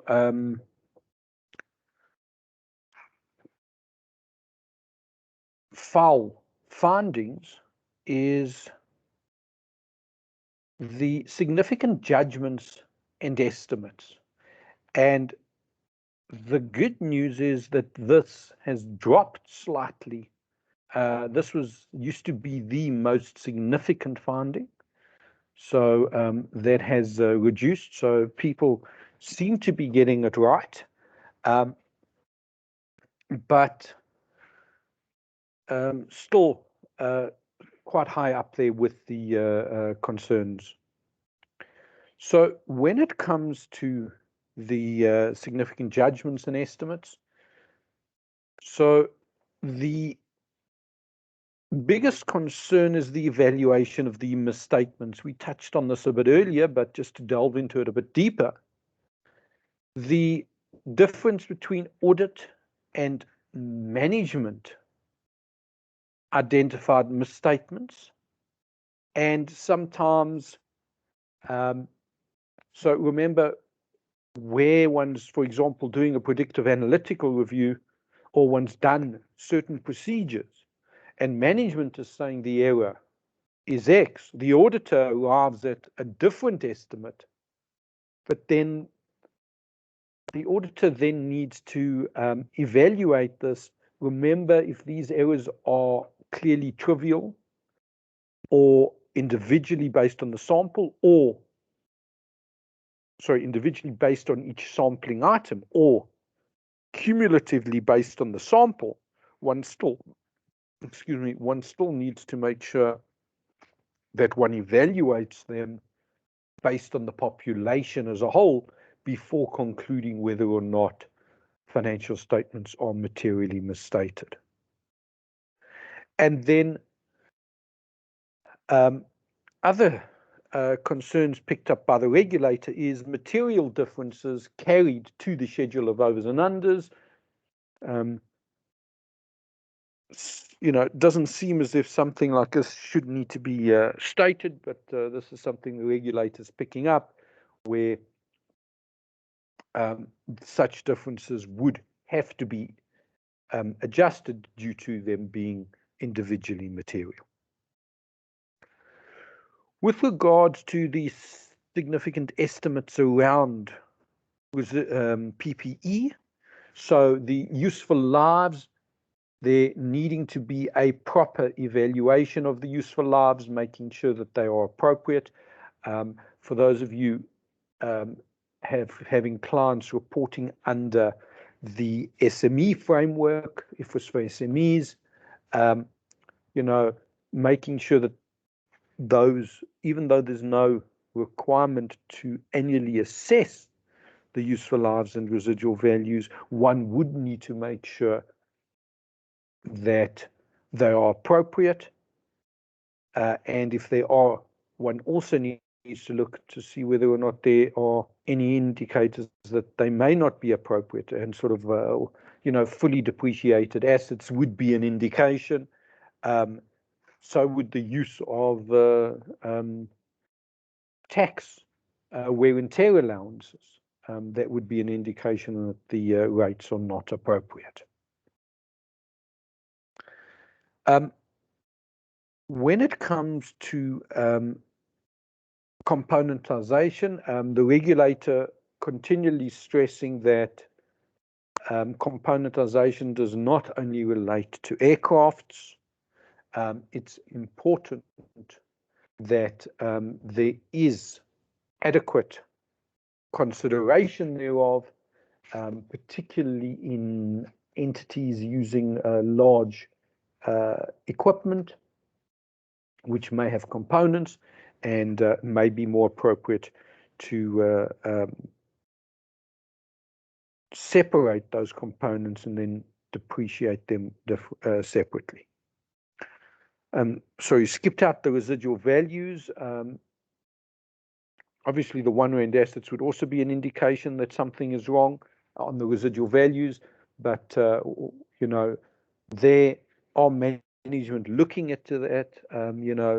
Very unlikely that they should be, would be 1 rand or scrap value, unless it can be demonstrated that management have no intention of disposing of it because it's a strategic or competitive advantage and not something that they would want to have in the market, even in the second-hand market. Excuse me. And then from the impairment perspective, so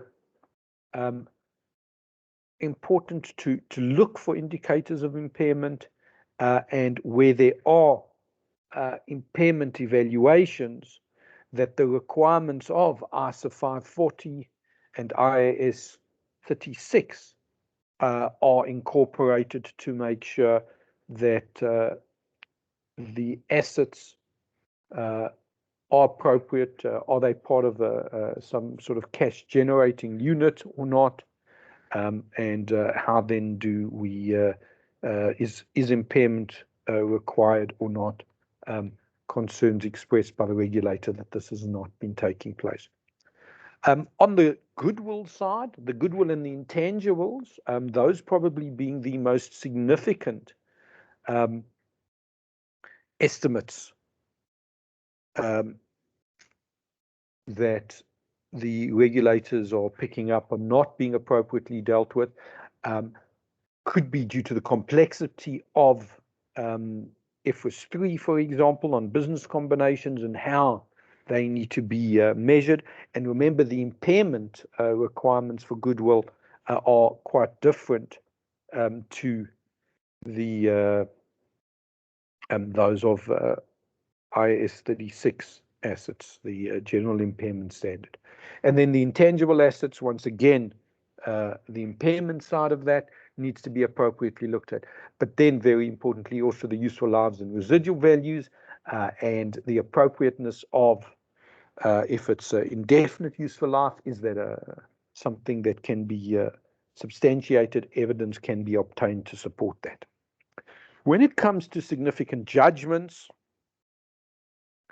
so their concern being expressed around the going concern evaluation of the entity, particularly since COVID-19, an increased risk, and important that there is a level of professional skepticism included, a proper evaluation of the going concern risks,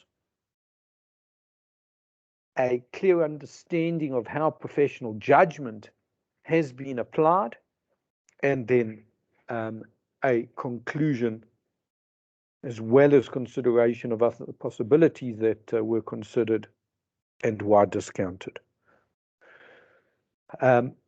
With regard to debt equity classifications, how has that been evaluated? And along the same lines of what I've just discussed, there would need to be appropriate documentation supporting the debt equity classification because of the level of professional judgment involved. Subordination agreements, all very well having a subordination agreement could impact on the going concern, as we mentioned, could also impact or shouldn't impact on the classification between current and non-current. Current liability subordinated would not change it to be non-current. But also very important is the level of professional judgment involved as to, well, have the requirements been met that the entity is able to actually subordinate? What do we mean by that? Has the entity, is the entity itself in a financial position to subordinate? And that would need to be assessed after the subordination. So it may have an asset which it's looking to, that has been subordinated, right? It's a liability in the entity that you're auditing, but the entity who's got the asset has subordinated that. But after that subordination, is that entity still solvent, for example? Has the appropriate level of authority been done? From a South African perspective, has the solvency and liquidity requirements been met by that entity because of Section 45? This is financial assistance, and that would give rise to that. From the perspective of breach of covenants, so if there is a breach of covenants, if there are breaches of any loans, any terms, well, has then there been an appropriate evaluation of the impact thereof and the classification on those assets and liabilities? And obviously the disclosure thereof would be important as well. When it comes to the significant judgments and estimates, concern being expressed that there's over-reliance on the expert, because these are sometimes complex areas. Makes no difference whether the expert is an internal expert or an external expert. Once the report arrives, there should be a proper interrogation thereof to determine whether or not the assumptions are appropriate, whether or not there's a sufficient understanding of the entity, whether or not the scope is adequate, and what are the actual conclusions and the implications of the report. With regards to complex accounting, an area of blind reliance on the transactions relating to business combinations, joint arrangements, BE transactions. You may have share-based payments connected to that. Property, plant, and equipment valuations, if they're on the revaluation model. Intangible and financial asset revaluations, or useful life assessments in specialized plant and equipment. These are all areas where judgment is applied, results in a significant complex accounting, and therefore one would then need to make sure that one has a sufficient understanding thereof and that it is appropriately dealt with, and the experts, if they are utilized, properly evaluated and the work that they've done looked at. With regards to the inspection focus, still concern on goodwill testing. Significant deficiencies identified in the testing of goodwill at an inappropriate level, so i.e. not at the lowest cash generating unit. That's the level at which goodwill needs to be tested for impairment.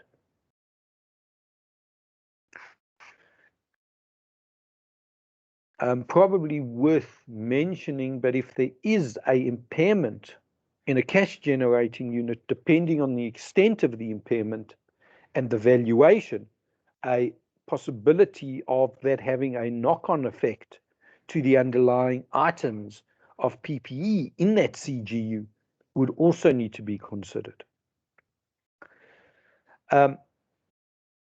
Insufficient interrogation by the auditor of the inputs, the data that's gone into the model to determine goodwill, as well as the assumptions used in that goodwill impairment.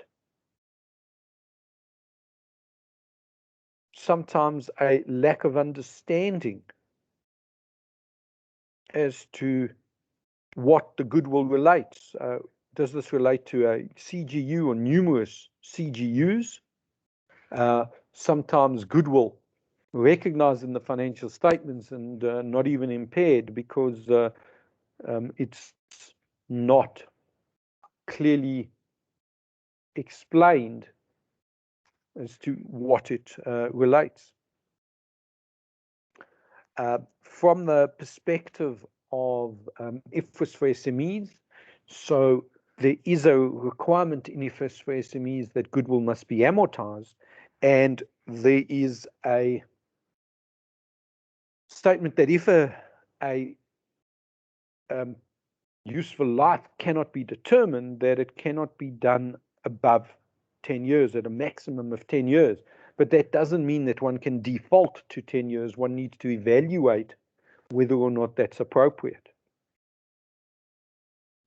And then with regard then to the actual calculations, there needs to be evidence of verifying the inputs used in the calculation thereof, and the actual method to value goodwill also needs to be interrogated based on the requirements of ISA 540. So what are the lessons that have been learned with regard to where firms are getting it right in terms of the audit of accounting estimates and significant judgments? There needs to be an adequate application of professional skepticism by the reviewer as well as by the audit team. There needs to be the assertiveness to challenge management estimates, particularly based on the auditor's own predetermined expectations, looking at the underlying assumptions and seeing whether or not they make sense based on the auditor's understanding of the firm and to what the accounting estimate relates.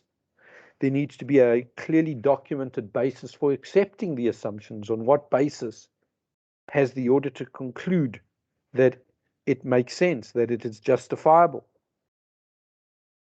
And then a clear basis for documenting the acceptance of management's estimate. You know, I think when it comes to these, particularly on the goodwill side or on sort of going concern evaluations, you know, often when one challenges management, they then come up with a different, or should I say, they tweak their calculations, change their assumptions, but unfortunately, there's often no evidence thereof in the working paper. So I don't know if there's any questions on the accounting estimates or significant judgments. Okay, so then moving on, then other areas of concern was the area of risk assessment. So there's a requirement when it comes to risk assessment that it needs to be carried out in terms of the current ISA 315 for all account balances, transactions, and disclosures. So there needs to be a thorough understanding. There may have, for example, you know, I would think on goodwill, there would be that should be raised as a risk or maybe even a significant risk, depending on the method adopted and procedures carried out in terms of the impairment testing. Risk at a financial statement level, not always evaluated appropriately as required by the standards.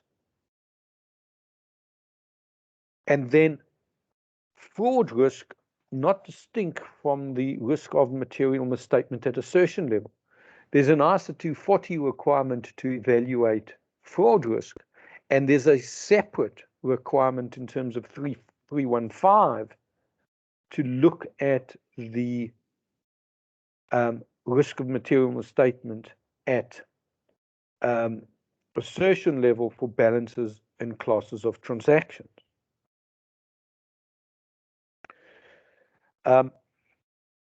Sometimes regulator picking up that risk assessment ratings not justified, you know, particularly where, you know, if it's high, we would think something should be high unless you've got evidence to the contrary, and therefore on what basis is it high or low or medium or whatever your risk profile is per your audit methodology.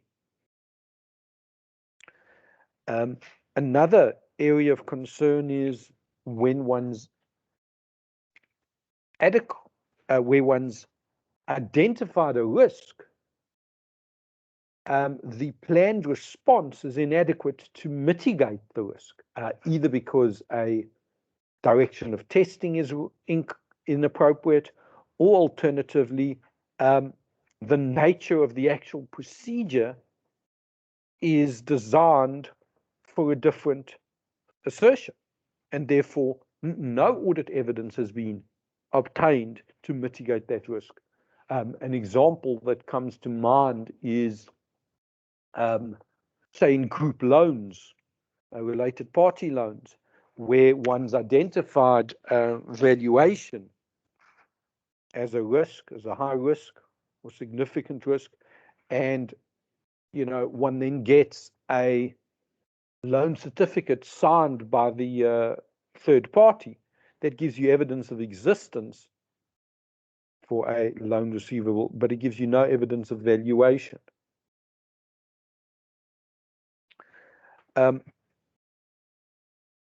Also concerns that the inadequate planned responses to the risk of fraud.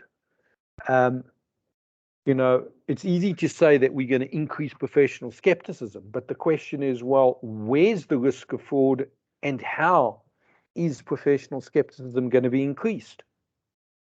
There needs to be a clearly thought out audit response to that. Sometimes a disconnect between the risk assessment and then the type of audit procedure that's going to be carried out, so it doesn't address that risk, the timing when that procedure will be carried out, and then the extent of those procedures. And this is also very important where you have different risk profiles, and the assessment of risk is different across different balances. Well, surely then the response needs to be different. For example, if in a trade and other payables, completeness is deemed to be a risk, and completeness is also deemed to be a risk in inventory. Well, if you've got a different sample size for inventory and a different sample size, the same sample size for inventory versus creditors, trade and other payables, but the risks are different, well, then clearly you haven't done sufficient testing in the one. And then that leads on to the next point, which is the audit sampling, not correlated with the risk. So if something has got a high risk, the sample size needs to be appropriate, and obviously the sampling methodology needs to cater for different risk ratings.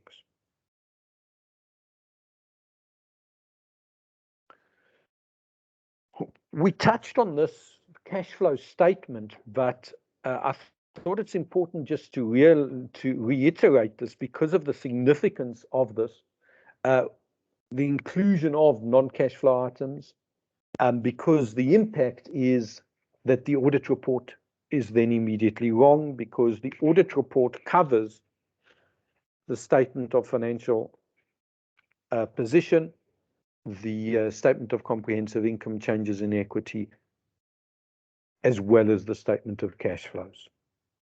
And then, yes, it's easy if you've got a fixed asset recon to say that the acquisitions have been appropriately addressed. But the question is, has that amount actually been audited, even though it's in a recon? And then for those items where there is no working papers, then how do we address and ensure that there's proper procedures? So there needs to be a proper template designed, including procedures for all aspects of the financial statements, and particularly those disclosures in the cash flow statement that aren't audited in other sections. For example, the working capital notes, the increases or decreases in trade and other payables, receivables, etc. And then also, very importantly, from the disclosures perspective, while I'm mentioning it, just areas in the notes where there are no amounts, or those amounts are not directly related to the items on the statement of financial position. For example, your liquidity, it's made up of a number of items measured at amortized cost or whatever basis has been determined depending on the framework.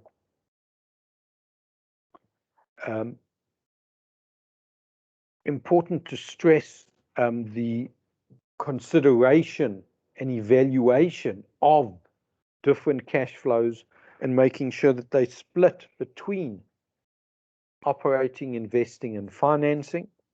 When it comes to a investing activity, if an investing activity has been identified, well, often the result of the opposite of an investing activity would be financing. If one's invested, if one's taken out a lease in terms of particular equipment, well, the result thereof is financing. Obviously, one needs to make sure, well, we need to remove the non-cash items and then reflect only those cash flows. But, also things like interest received, interest paid, are the interest on loans, which are investing activities, loans receivable, versus interest on the bank account, etc., may be operating, and these sort of cash flows need to be appropriately evaluated to make sure the classification is correct. And then with regard to netting off inflows and outflows, so we know that set-off is not allowed unless I think the terminology in IS1 says it's almost takes place simultaneously, and that's like sort of sometimes with derivatives there may be a basis to do that, but where one has loans, related party loans and group loans, first of all, once we've eliminated the non-cash items, the non-cash flows, then we need to look at, well, what are the repayments and the additional advances, and making sure that those get split out and reflected gross. I think that that's the most significant area. In terms of then field work, so we've discussed assertions not addressed by some of the work, and then what detracts from audit quality is where lead sheets do not agree to the financial statements, and we're not just looking at a simple transferring aspect. What we're more concerned with here is, well, if something doesn't agree, well, what are the implications? Well, has one actually done sufficient audit work then? Because maybe the extent of audit work is insufficient. Maybe there's been adjustments, and that's given rise to those changes. But then, if we've got adjustments, have we then got appropriate working papers and sufficient audit work carried out to verify those transactions or balances? On the completion side, just general auditing principles, just a reminder, remember, if exceptions are reported in field work, make sure it doesn't help then extrapolating, because you're actually looking for what's not there. And therefore one needs to make sure that one only applies extrapolation where it's appropriate and it's been identified that there is a error that is not an anomaly, and it's believed that this is a representative of the entire population, the error that's been identified.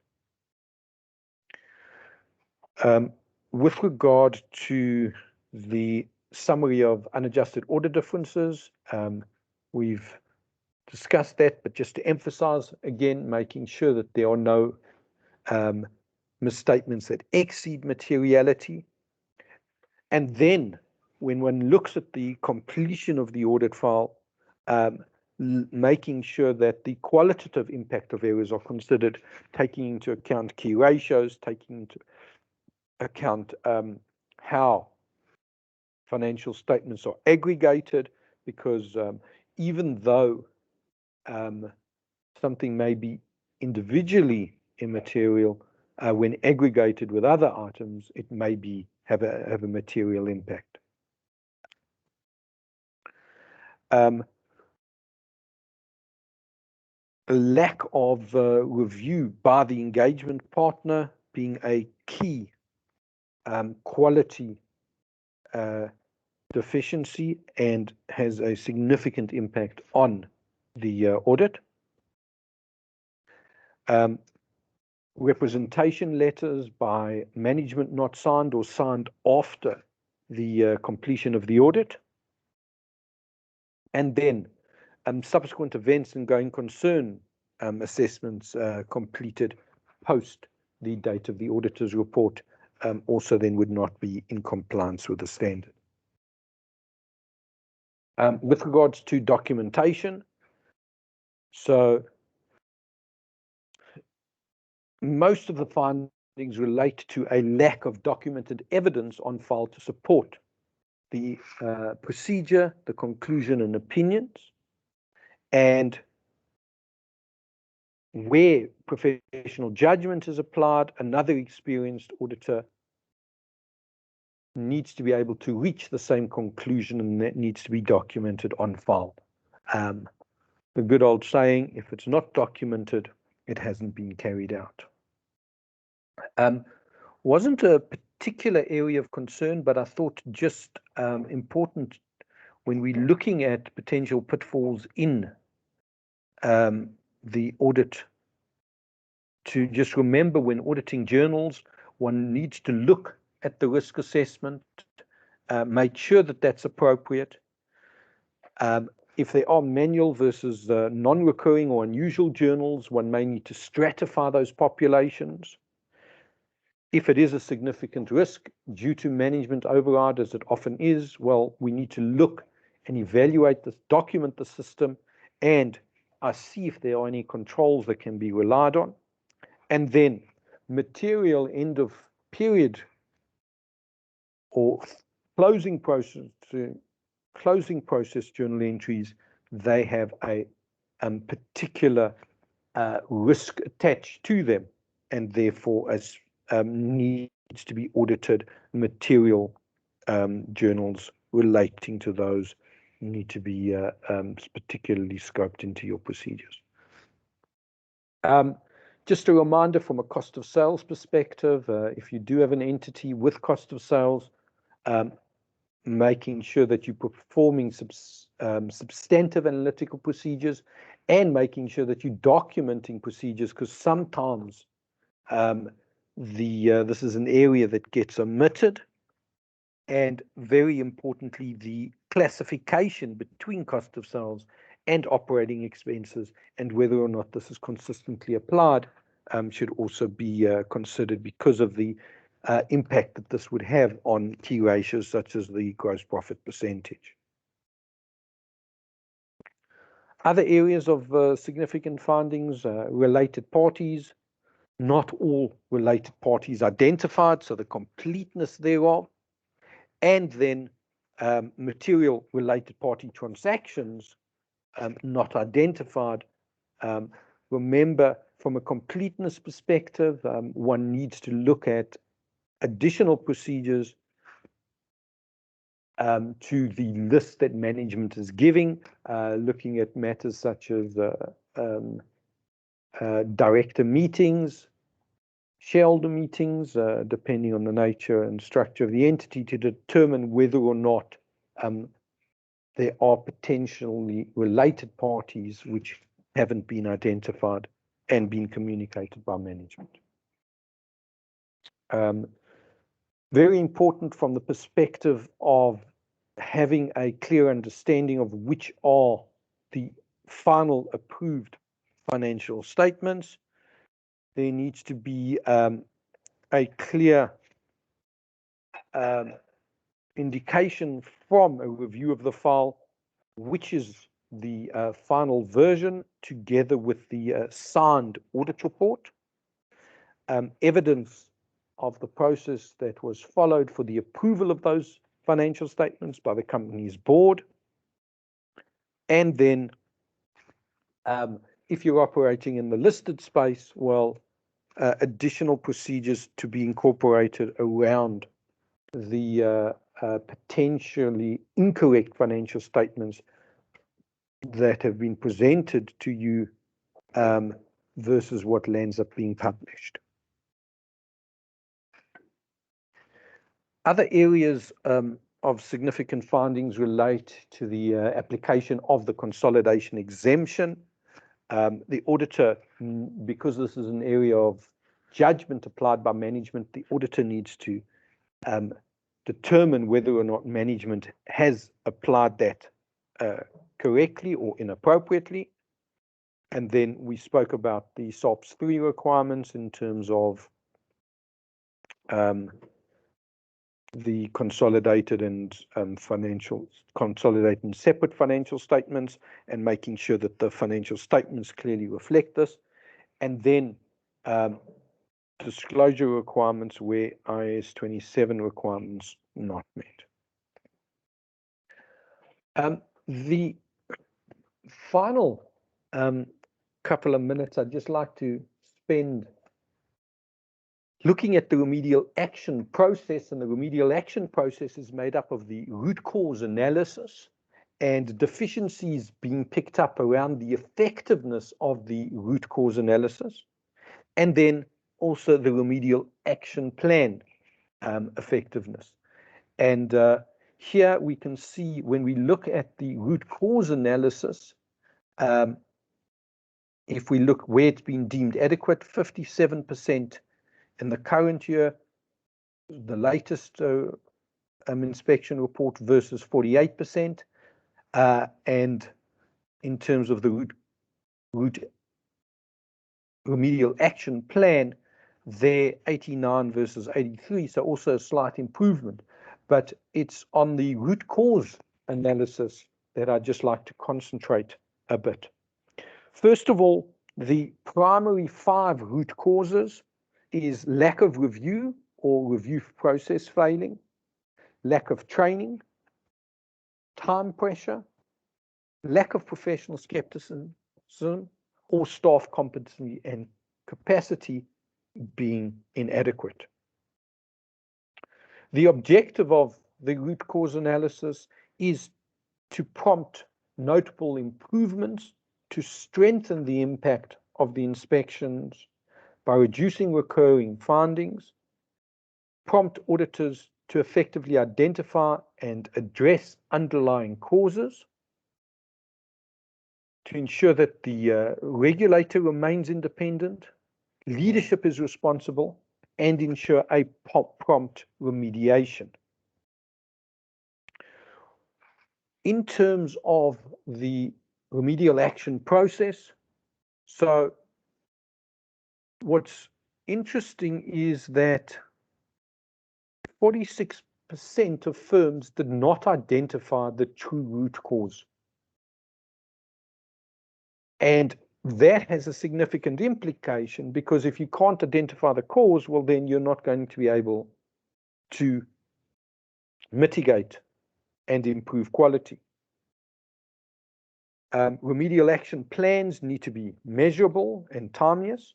And what's important is there needs to be an appropriate tool that is identified and set up. You know, brainstorming may be good, but it's not necessarily sufficiently structured. So lessons learned on the remedial action plan is applying professional skepticism, looking at enhanced accountability, and looking at improved ownership structures of the firm they've found do lead to improvements.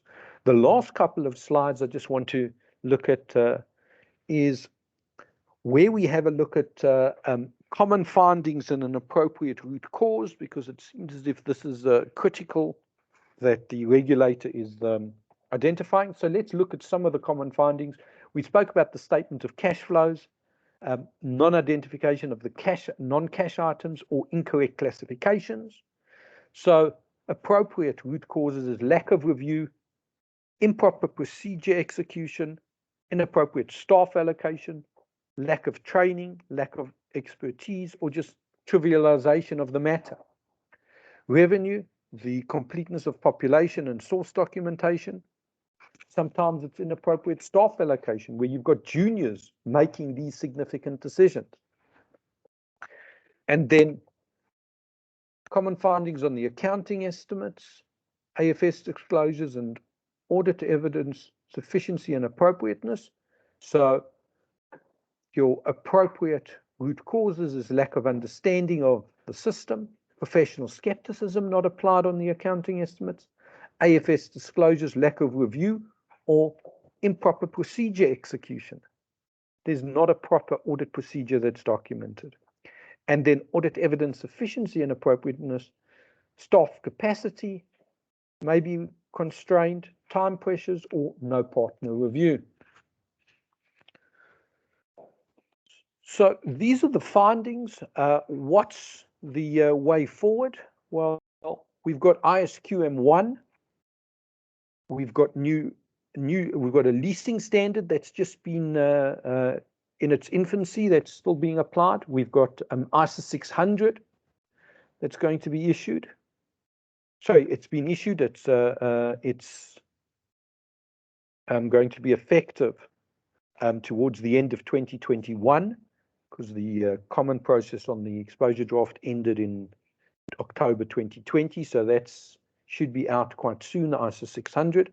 And then we've got these other new standards, IFRS 15, IFRS 17, and then IFRS 9, and then be on the lookout for IFRS for SME, some new changes expected there, and then a focus on the presentation and disclosure. Lastly, just to make sure that COVID is still with us, and making sure that you look and evaluate the impact of COVID on these different areas to determine whether or not it's appropriate. And then don't forget, from an independence perspective, just to make sure that, as we said, that audit tenure disclosure is documented and that there's a working paper supporting that. Great. Thanks very much. I don't know if there's any questions.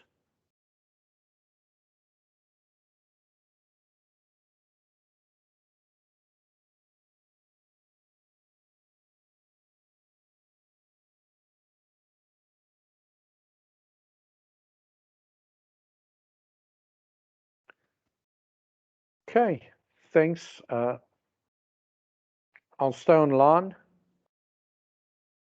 for a while if there are any, but otherwise, everybody enjoy the rest of your afternoon.